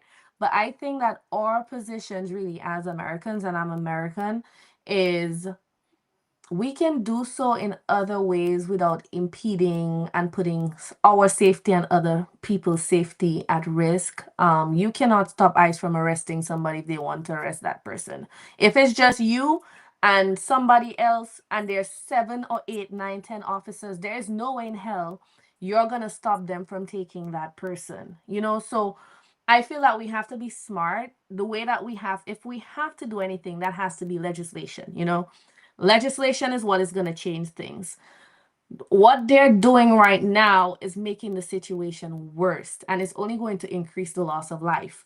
I am not saying that I support everything that ICE does. I do not, and I have to make that clear because people have a way of always trying to pick the one thing you say to make it look like. I am not saying that I support what ICE is doing. What I'm saying is that we are making it worse, and we can actually get those immigrants killed in the process. Because when we start fighting ICE and ICE start fighting back and shots start flying, because right now the officers feel like their lives are at risk. They're doxing the officers. They put officers' addresses on the internet. Like a lot of stuff is happening that I get people try to do it because they feel like they're fighting the system. But you're just putting people at more risk because now the officers are more aggressive with the immigrants. Because They are now they, they're on they, high alert because high they feel like alert. their life is in danger. Like you're making it worse with the way that you are responding. So I tell people, like, even people tell me, if ICE is picking up my husband, what do? Let them do their job. Do not send the children in the mix. You do not run in the mix because you lose your life. Now the kids don't have a mother or a father. And then your person now has to be in immigration jail crying because they can't even bury you. Like, it doesn't make sense. I understand we want to fight it the right way.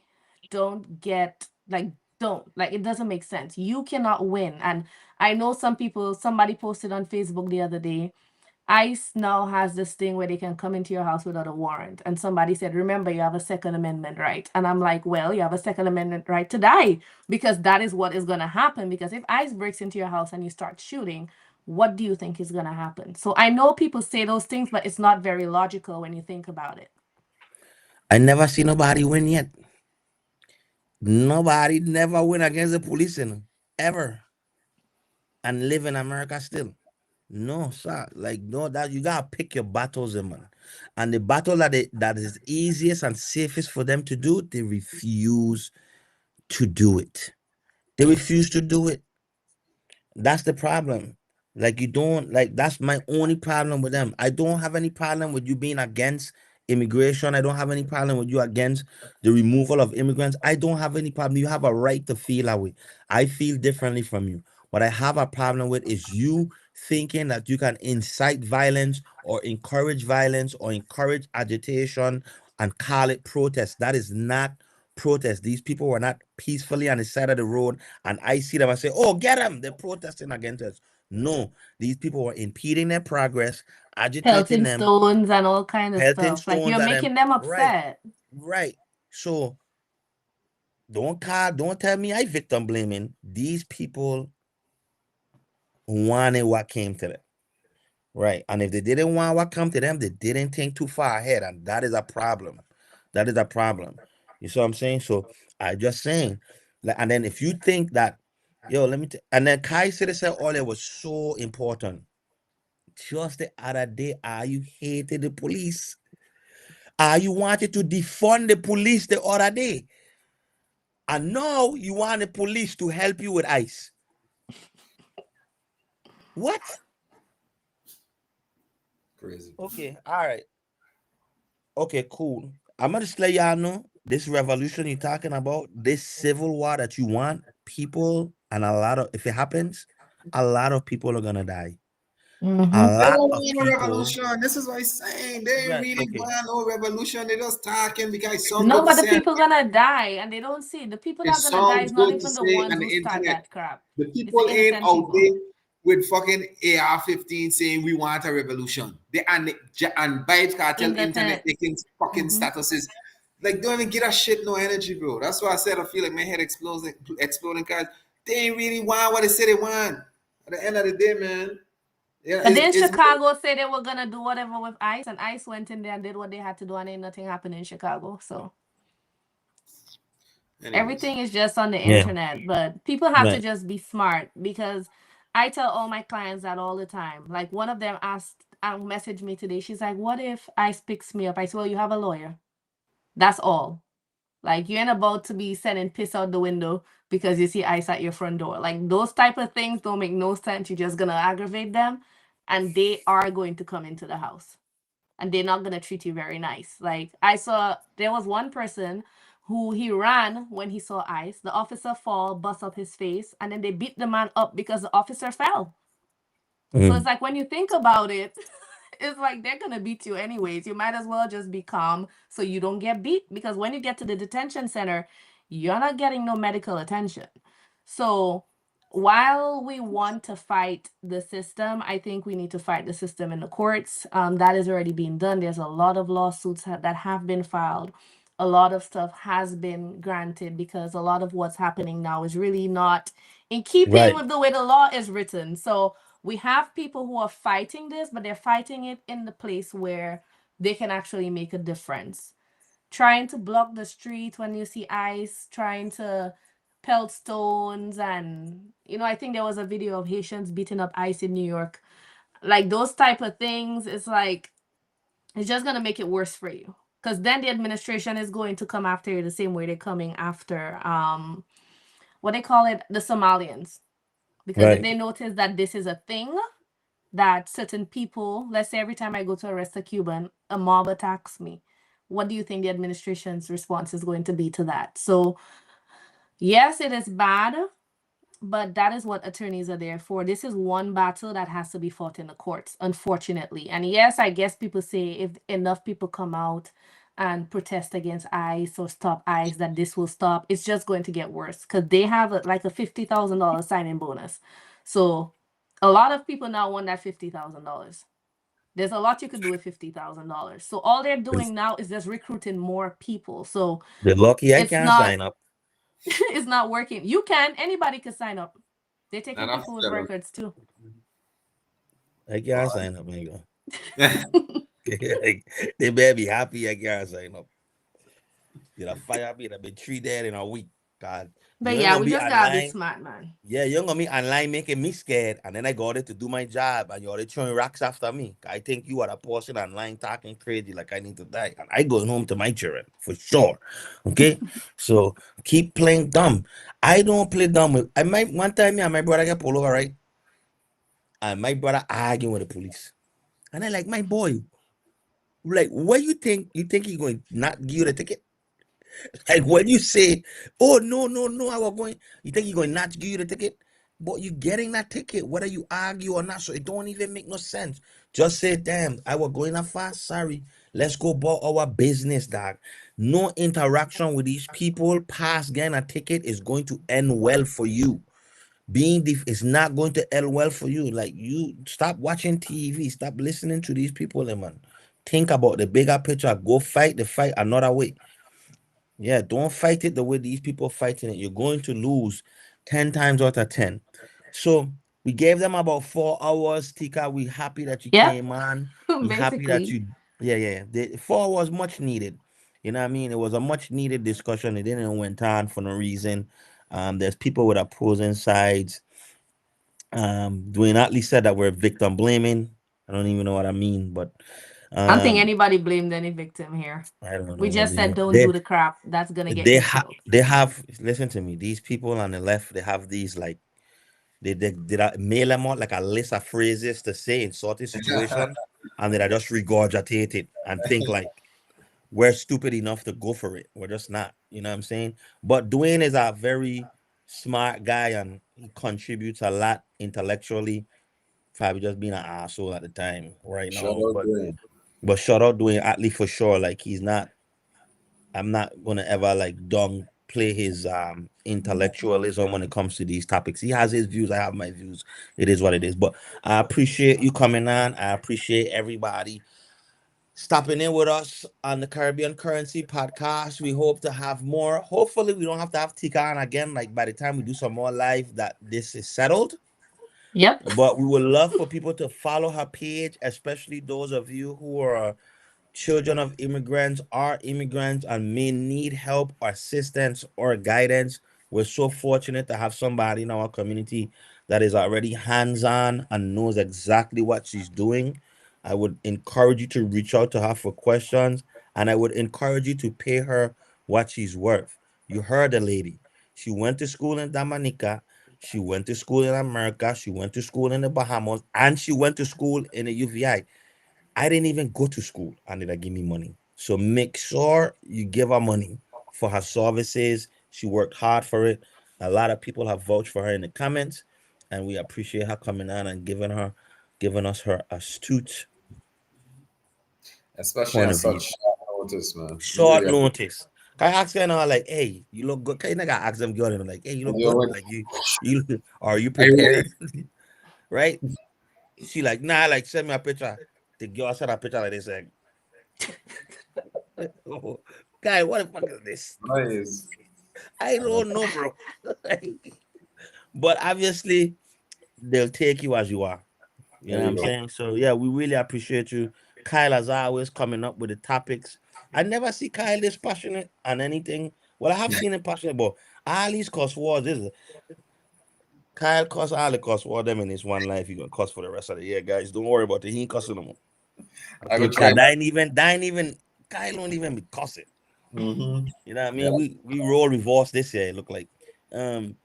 But yeah, good conversation, accountability. I don't know if you were here earlier for the earlier conversation about accountability. One of our close friends who are in the government was found guilty for fraud in the government, and he'd be sentenced. Well, he was already sentenced, and we're gonna pray for him and stuff like that.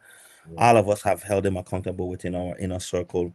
And we didn't see the need to do it online. We did do it online in this conversation in a sense where, we acknowledge the fact that he did do something wrong. He's still gonna be our friend regardless. He's not. In order to not be my friend, you have to rape. Yeah. Okay. That's where we draw the Like line. I will forgive you for murder. Mm-hmm. Beating your woman, you're on the brink. Yeah. Don't want to be beating no girl need a car like, bro. You can beat man, Yeah. right? You can beat man, right? Yeah, I'm you can beat man. beat man. 100% you can beat man. I mean, if it's a woman that I beat man, I don't really want to be wrong. You need her, but still, Exactly. yeah, because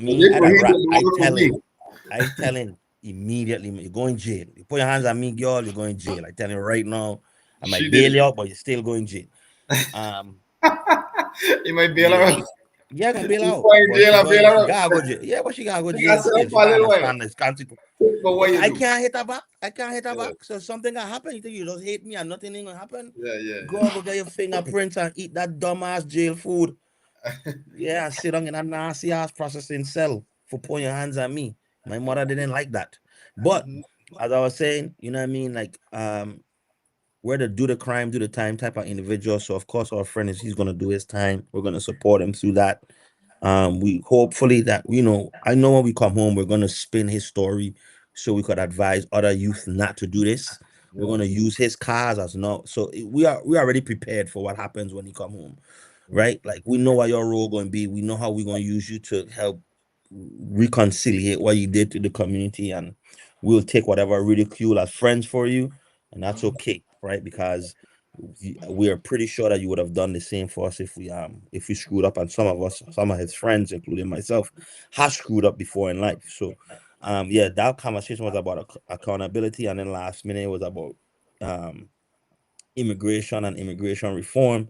So I appreciate everybody joining in the live, and yep, guys, we'll make sure Tika is well prepared next time. I'll dial up for you guys as she normally is. You know what I'm saying? So yep, appreciate you. Kyle, anything else to say? Tika, any Brother, last we words? talk too much. We talk, my head exploding. Yeah, And thank you Kyle guys. hungry.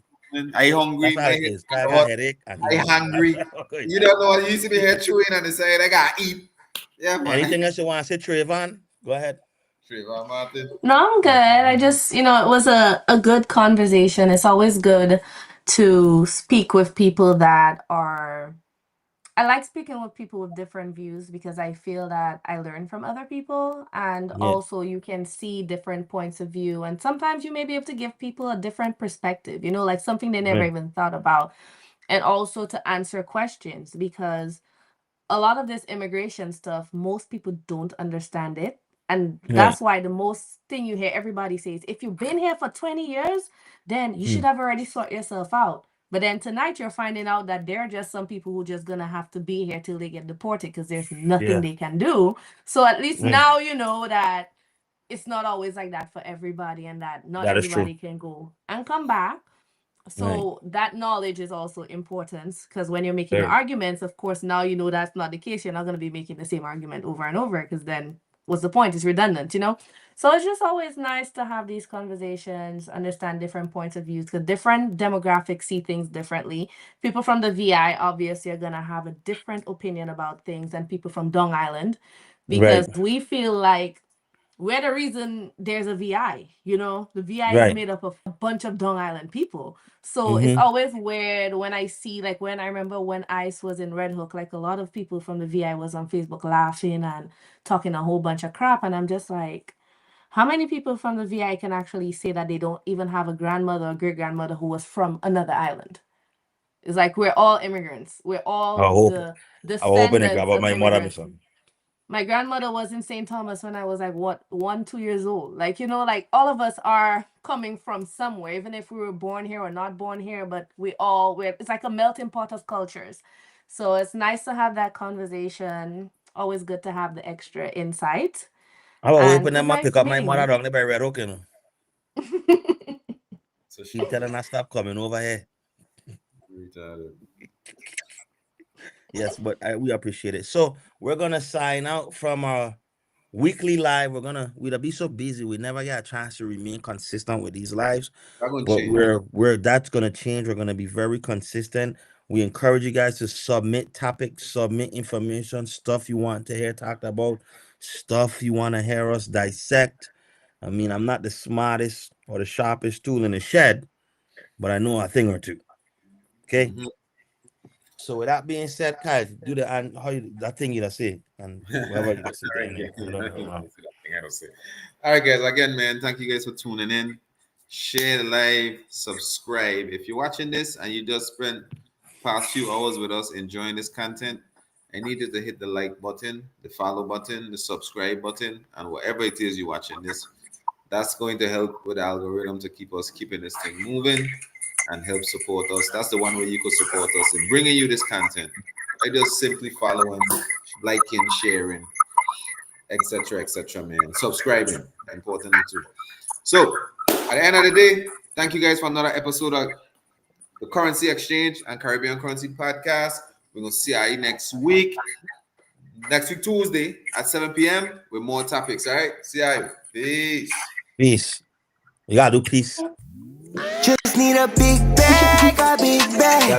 I'ma get it so fast, I'm so fast. And when I get that money, I'ma make that last. Caribbean currency, we make that money last. We make it last. I just need a big bag, a big bag. I'ma get it fast, get